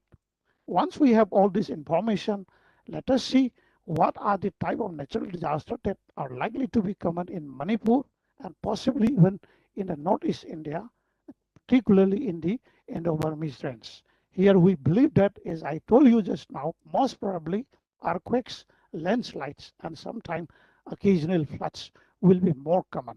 And we have to investigate it for our better understanding and what are the useful precautionary measures which we can think of. And in fact, as you know that on January 4, 2016, a powerful earthquake struck the state of Manipur in the early morning about 4:35 or 4:36 a.m. And as you know, this earthquake has killed approximately another 8 people, and approximately 100 people were injured. And in that earthquake, a number of buildings in the central heart of the Impal city, particularly the Kwarman market buildings were destroyed, including a number of buildings in and around this Manipur Valley. And for that, we have made certain investigation, and some of these things are being further explained here. Of course, in the beginning, the epicenter were estimated, and with more data, it has been all revised, which are presented in the form of a picture on a Google image that will be shown now. But average epicentral point is being given with these values, and focal depth is approximately 54 kilometer. And when all these epicenter estimated in the first instance and revised, and here epicenter 2 and 1 on the north side is estimated by the data using the data which we collect in the Department of Earth Sciences, Manipur University. And epicenter 1 has been given by USGS, that is American Geological Survey. And when we plot it in this Google image, you find that this is more or less a straight line, which likely lies along the fault plane, which has generated that earthquake of 2016. And ultimately, we have visited some of those expected, what do you call it, epicentral area. In those area, we have certain disturbances in the ground, including uprooting of the, what do you call it, plants in the epicenter 2. And of course, photographs on the left side, villagers have claimed that this has been occurring before the earthquake. Likewise, we have seen certain disturbances around Tupul area, which is closer to epicenter 1 given by USA than the earlier epicenter, given by the Abuikulen area that I will show after some time. Here, according to the information provided by USGS, the ground acceleration was highest in and around Imphal Valley, which is due to the fact that Imphal Valley is composed of alluviums, and ultimately in alluviums, acceleration and the velocity of the ground is relatively higher. And therefore, it is also expected that there should be more damages in this region. And that is what really we find in this area. This is a kind of fault plane solution generated by the USGS. On the basis of this thing, we have made out another fault plane solution from where we try to recognize in combination with the plot of those epicenter. And from this plot, we come to the conclusion that this fault plane, which is trending at about 340 degree, was most probably fault plane in which the January 4, 2016 Manipur earthquake was created or generated.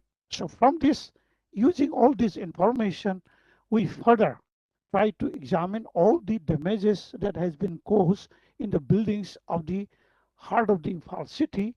And some of these things are being presented now below. And of course, prior to that, let me share some of those photographs which has been damaged during the one. And these buildings are basically the market building sheds constructed in the heart of the Imphal Valley. And you can see these things, a number of photographs. I'll show them very quickly. Here how the columns and walls and many structures have been broken, and how badly the columns were damaged. You can judge it from here, and how another earthquake on 2016 April 4 has worsened the damage further. And look here, another, say, in the wall as well as the column deformation. Similarly here, when I had been studying very carefully, certain unwanted materials like stones and pieces of wrecks are being observed here. And you see how there is, what do you call it, improper spacing of the rings of the construction, many things. And on your lower half of the right, you see how well conjugate fractures are developed during the, what do you call it, damage of the structure. And like that, we have many other photographs here. And this is about the ISBT in the Khuman Lampak area. Then this is some of the damages in Bishnupur area, so on and so forth. Now, of course, you see here, this is another one which has been taken place, the deformation rather, disturbance in the ground and the building taken place in the Kabuikulan epicenter, the first epicenter estimated. Now, considering all this information, we have investigated, we have analyzed, and we have tested many things. And ultimately, we come to the conclusion that there are two principal parameters, or rather factors, which has caused the failure or damages to the structure. The first one is the poor quality control, particularly about the cement sand ratio and some others.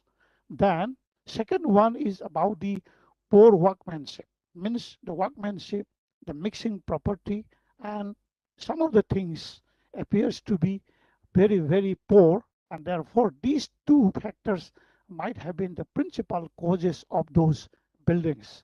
In order to confirm it, we did certain analysis, including testing of the strength using Smith hammer, then analyzing all the broken masses in order to know about the sand cement ratio, then evaluating almost all the conjugate fractures in order to know the mechanism of, say, failure or destruction of the columns were being, say, investigated very carefully, and we find that the mode of failures appear to be vertical loading, where the orientation of the maximum principal stress sigma 1 is found to be approximately 61.3, and when we calculate the ray part from the hypocenter, that is focus, it also comes at an angle of 61 degree from the hypocenter towards the Impal Valley. And from this we come to the conclusion that most probably vertical loading might have been the reason which has caused all those bursting of the columns as well as conjugate fractures develop in the columns. This is what we find. Again, we have tested about the possible sand and the cement, rather cement and sand ratio, collecting all those broken materials. Here we find a very pitiable condition of 1:12 ratio, which is by no means is never recommended. Even we also have considered that there might be possibly 100% error in our analytical error. Even if that 100% error is allowed, the ratio is never better than 1:6 or 1:5. From this we come to the conclusion that most probably sand cement ratio was very poor and far beyond what you call it 1:3 to 1:4. Most probably this has weakened the structure, and most probably that could have been one of the reasons why some of those columns were badly damaged. And even when we had been using this non-destructive Smith hammer to test the approximate strength of those cement material comprising the columns especially, we find that almost all the damaged columns have a particular rebound number of 5 to 8 is given here, whose equivalent compressive strength is approximately 11 to 12 megapascal, corresponding to 110 to 120 kilogram per centimeter square, which is very, very bad. And practically from this we come to the conclusion that the quality of that construction was very poor, and we also have tested some of the undamaged columns, including the pier of the Sebir-Tukenderjet flyover. For those non-destructed columns, the range is approximately 150 to 200. Normally, what I believe is that recommended strength should be around 200 kilometer per, 200 kilogram per centimeter square. And that of the overbridge pier, when we estimate the rebound number is approximately 40, which may be having approximately or more than 500 kilogram per centimeter square. So this is one aspect. From all these studies, analysis, finally, we would like to provide certain information, particularly for consumption of the general public, because we know that earthquakes normally do not kill, but when the buildings collapse, when certain secondary effects of this earthquake is being created, these collapse of building or otherwise, they kill the people. So from this viewpoint, we have emphasized that or as a part of precaution, mitigative measures, risk management, building construction especially for the RCC construction, should be given very, very good attention, not only by the law enforcing and authority, even by the people who are constructing them. So therefore, we suggest three important parameters or conditions here. Use the right materials and engineering specification. For example, good steel bar, spacing of rings, right construction materials such as sand, aggregates, cement. They should be used properly. Then quality control and good workmanship is very, very essential, because when you are using the same material, when your workmanship is poor, then the structure will be less stable. And of course, third category or parameter is that even if nowadays RCC building construction is preferred, and sometimes it is essential for vertical growth of urban area also. But in certain areas, practically, we may have wood frame and steel frame with GI sheet, particularly for people in the hilly terrain, because this will be safer comparing with the RCC structure. And of course, final suggestion is that if building construction codes and bylaws are framed and being enforced, they should be strictly followed and adhere to these bylaws. So with this, I would like to the conclusion from all these discussion studies that geological setting, geographic location of particular region definitely provides certain possible natural disaster of that region. Each and every person, therefore, should be aware about what type of natural disaster will be common in their place of stay, place of living. And for those, all those precautionary measures should be understood and they should be taken care of. And if governments are going to implement or plan certain bylaws and certain remedial measures, certain awareness program, this should go hand in hand, individuals, government and non-government organization, because this will help a lot, not only for the earthquake, even many other natural disaster like what you call it, landslides and others also. And of course, as I would like to say, and I used to say all the time, that almost all types of measures, precautionary measures, which is as a part of the pre-disaster precautions, should be taken care of, because this will be helping us to minimize the loss of life and properties. That is, prevention is better than cure. With this, I thank you all the listeners for the patience, and I hope some good information might have been provided. And if many other discussions are required by anybody, they may contact me with my email. Thank you very much. Thank you so much, sir. It was indeed a very enlightening session. In very quickly, you have described what was needed to be done in terms of earthquake and its mitigation, sir. Thank you so much. So with this, we come to an end of our technical sessions. If any of the participants, I cannot see any queries to any of the panelists. If you still have any queries, kindly write through chat box or question answer. We have one raised hand. Let me see. Mr. Bashir Ahmed, do you have any query? You are unmuted. Mr. Bashir Ahmed? Okay, so if all our panelists is here, I would like to raise one or two queries to them. Starting with Debojit sir. Debojit sir, are you there?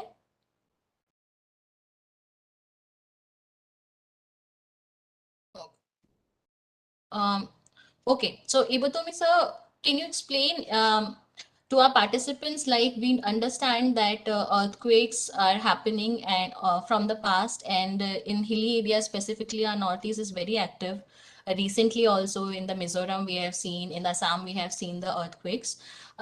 Since we do not still have any of the precautionary or any early warning signatures for our earthquake especially, so our participants, what things they can do to change their or to reduce their vulnerability towards earthquakes, since no early warning generation is there?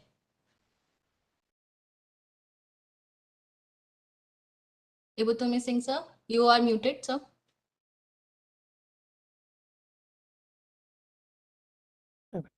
Is it me? Yes, sir. Yes, sir. I was not hearing very clearly your question. Okay, sir. So my question is, since we were talking about earthquakes, and in Northeast has always been very active for earthquakes. Like recently, we've seen in Mizoram earthquake and all. But the early warnings and like the predictions are still not clear about earthquakes. So how the participants would prepare themselves, like how to reduce their vulnerability? Yes, yes, yes. That's a good question. Practically, I had been telling now that structures in which we do live, when they collapse during an earthquake, and the timing of the earthquake, sometime in the early hours of the morning or in the midnight, the chances of holding the structure on the living people is very high, isn't it? So from this viewpoint, first of all, we should be very careful about the designing of construction of the building. If we are really willing to construct building, that is what we have to give certain emphasis on that. Another thing is that, as I told you, according to our geographic location and the geological setting, particularly people in the Himalayas and Indo-Burmese region, Northeast India, we have to live with earthquake, because earthquake has to be always there, because the subduction process is a continuous process. So people should have this basic idea. Of course, if we have to say that, even what the Japanese did is that, suppose you are living in an RCC building, try to always keep certain breads and biscuits with a liter of water will you all the time in your bedroom. If sometime collapse your trap under the rabbit rubbles, you may survive about few days, few hours, during which the rescue team may reach you. If the collapse of the building immediately kills the occupant, there is no option, isn't it? So there are so many tidbits, fundamentals given about this awareness, even by your natural disaster group or this thing. Those things should be at least given some sort of awareness to the public from time to time. I had been even working on the landslides also. I had been telling particularly about the land uses to the villager also. So these are to be done from time to time with the individuals, with the government and non-government organizations. Of course, Very rightly when we said, sir. give, some people don't care about it, that we do agree. But still then, from time to time, such type of thing, either in the form of certain warning, in the form of certain advertisement, even in the newspaper, even in the radio, even in the certain DD channel, from time to time, these type of things should be given, in my opinion, so that people get informed and be made alert all the time. Thank you. Rightly. Yogita, Yes, sir. I would like to compliment what Dr. Ibu has said, that it's not only one solution, it's a combination of solutions. Start with the site plan. So you have to identify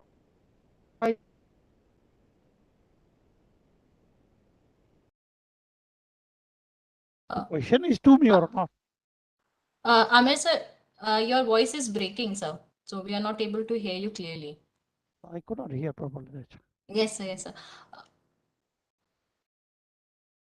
Amir sir, you have to check your connectivity. We are not able to hear you. How? earthquake risk mitigation is that execution of those designs into practice. So you have to have a good execution under good supervision of engineers, and then you have to do what Saibam Vibhu Tombi Singh has told, that you have to create that awareness among the masses, not only for construction, but how to survive an earthquake before, during, and after the event. So it's not only one solution; it's a combination of solutions, and through that we can do it. And several countries at international level has already achieved good results in earthquake risk mitigation, and we are also on the same line. But you see, including that Manipur earthquake of 2016 and this Assam earthquake of last year, 28th April 2021, not much human life lost and damages has taken place, despite the fact that earthquakes are of substantial magnitude. So this is a positive thing, but we need to still investigate that are we on right track, and those big magnitude earthquakes are not resulting in major damages. So we have fingers crossed, but definitely efforts are in right direction, and we have to take a lot of measures in those directions. Thank you. Thank you, sir. We have another question, Ibutomi sir, for you. One of our participant is asking, can we prevent large earthquakes by making a lot of small ones or by lubricating the fault with water? This is not possible, but yes. This is also another good question. We cannot prevent any earthquake. Of course, there is a belief among these seismologists that if we have a number of small earthquakes frequently, every 1 year, 2 year, 3 years, okay, then the strain accumulated in the rock is released constantly. So therefore, build-up of a big earthquake may not be possible. So this is what we believe. But how far is true is a time-tested process. We are not 100% sure. But one thing is pretty sure here that if earthquake is not occurring for about 5 to 10 years, even including minor one, then yes, sometimes seismologists, we people are very worried a very bigger earthquake of say more than 7 or 7 plus magnitude may happen.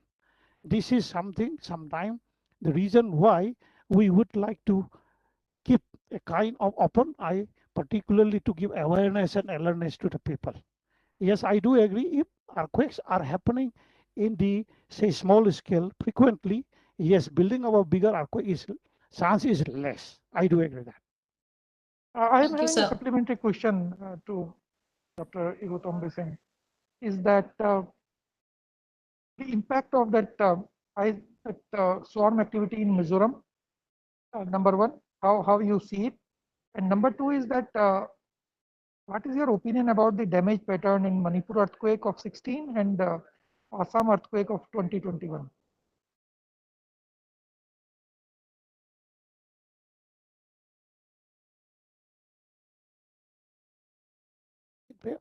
I am unable to hear very clearly your question.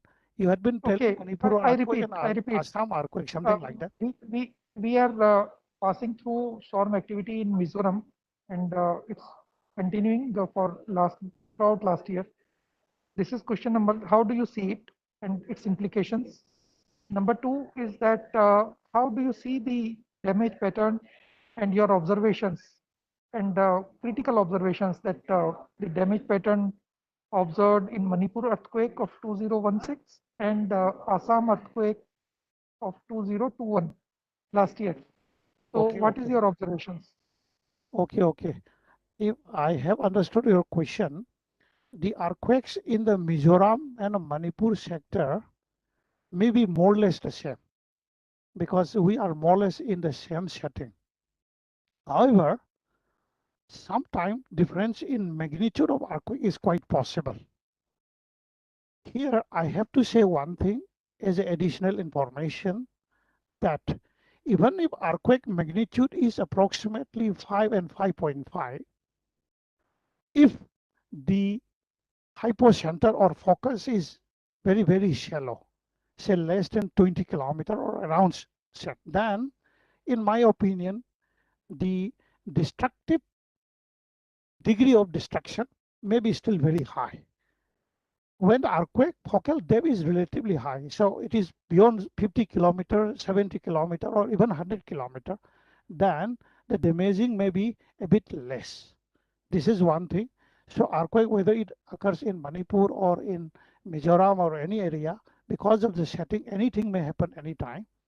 What we are more concerned, as I told you just now, even shallow earthquakes are more dangerous. This should be, kept in mind.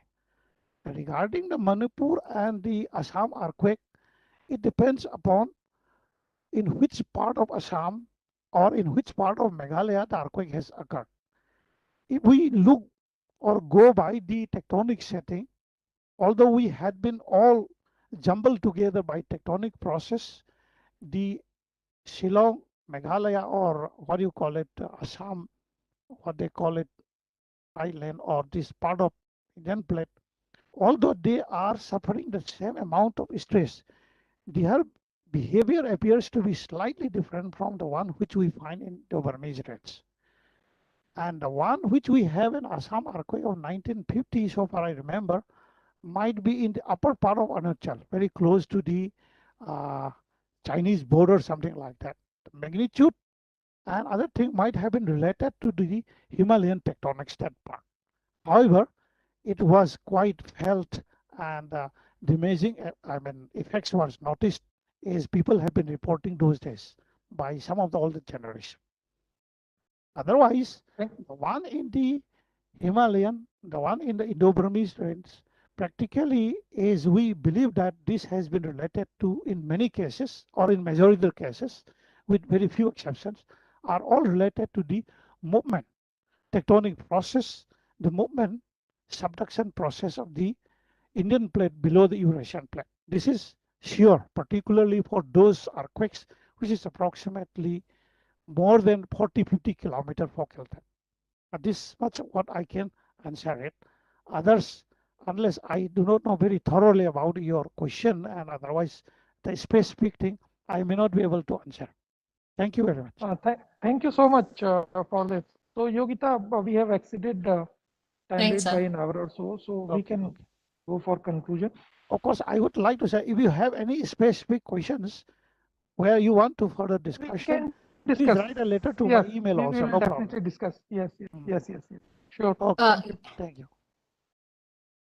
you. Thank you, sir. We will go for the conclusion now because we have already exceeded an hour for this. Yeah. Any of the participants, if you have any queries left, we will pass on to our patrons, any of the panelists, so that they may answer through emails, and we will get back to you. So we will go for the closing session. I think Principal Ma'am Bhuvneshwari Devi Ma'am is connected with us. Ma'am, if you have last concluding remarks about our webinar, and then we'll go for vote of thanks otherwise.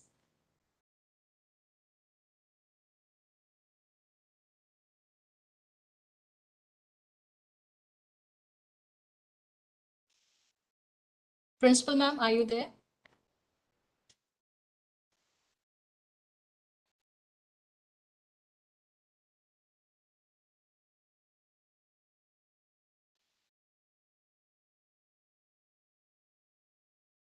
Okay, I can see that, ma'am, we have unmuted, but it's not audible. So, okay, I invite now Lakhan, you are Hello? there. So, oh, yes, ma'am, you are connected now.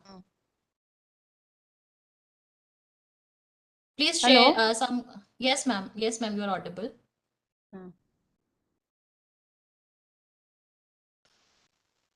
I Yes, am ma'am. very happy to participate, to join this webinar. I appreciate all the speakers of this webinar, and they have given lots of information to the young researchers for the management, mitigation, and protection of different disasters. Thank you, ma'am. Welcome and thanks all the speakers again. Thank you all. Thank you, ma'am. Ranjit sir, your last concluding word, and they will go for vote of thanks. I must thank our today's speakers for highlighting the importance of this earthquake, disasters, and landslide disaster, etc. From these experts and the students. I enlighten, I hope, and that they would interact, if necessary, with these scientists in future. Thank you. Thank you, sir. Nongmaitang Lakhan Singh, please give a vote of thanks. Over to you. Okay, thank you, Yogita. A warm and a graceful afternoon to our supervising patron, eminent resource persons, conveners, management committee, their teachers, students, friends, and everyone gathered here. It is my privilege to propose a vote of thanks and acknowledge the contribution of those who work really hard to make this event possible. I, Nongmaitang Lakhan Singh, on behalf of Department of Geology, DM College of Science, and entire fraternity of the university, along with National Institute of Disaster Management, extend my sincere thanks to the entire team for making today's event a grand success. On behalf of the department, I extend a hearty vote of thanks to our patron, Dr. M. Bhuvneshwari Devi, Principal, DM College of Science, Dhanbajri University, who spared time from her busy schedule to grace the occasion. Today, we had an opportunity to hear your thoughts, and this will surely encourage our young and energetic students and other participants in all their future endeavors. I also want to thank our eminent speakers, Dr. Sadam Deposit, Director GSI, Imphal Division, Dr. A.S. Sibotombi Singh, Professor and the Dean of Human and Environmental Science, Manipur University, Imphal, and Dr. Janita Mary, Scientist, Northeastern Space Application Center, Department of Space, Government of India, Meghalaya, for their active participation in this event. You all truly made this event enlightening for us. Your deep and intellectual way of imparting knowledge has added to the glory of this event. Today, we have got a lot of information on various geohazards and their management, which will truly help us in our life. We have no words to offer gratitude for your valuable presence. You gave deep insight into the topics and revealed many interesting facts. I thank Professor Chandan Ghosh, Head Resilient Infrastructure Division, NIDM, for gracing the occasion, sharing his point of view and giving his full support. I also thank our conveners, Dr. Amir Ali Khan, Assistant Professor NIDM, and Dr. T.H. Ranjit Singh, Head Department of Geology, DM College of Science, Dhanamandjari University, for their constructive suggestions and guidance while organizing this webinar. Without them, it would have been difficult to make this webinar a fruitful event. I also thank my fellow coordinator, Ms. Yogita Garvial, who is a young professional in NIDM and proactive and dedicated NIDM team working off screen. I sincerely thank every one of them. Last but not the least, a big thank you to each participant who made this webinar a memorable one. We thank you for being with us. It has remained a pronounced pleasure. Have a great day ahead.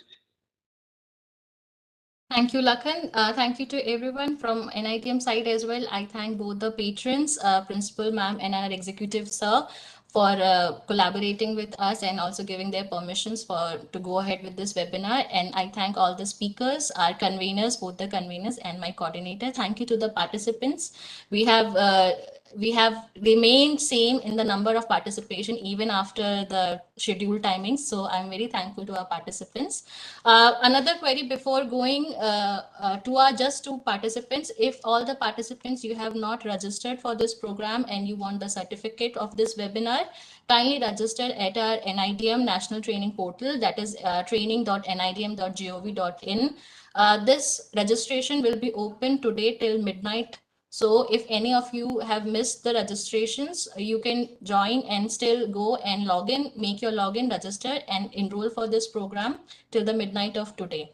Having 60% of attendance at the webinar, registration and enrolling from the program is the three things that is must to get your e-certificates. To get your e-certificates, you have to first fill up the feedback form in the login page at NIDM training portal. And later on tomorrow, you can check for the e-certificate icon at your login page itself.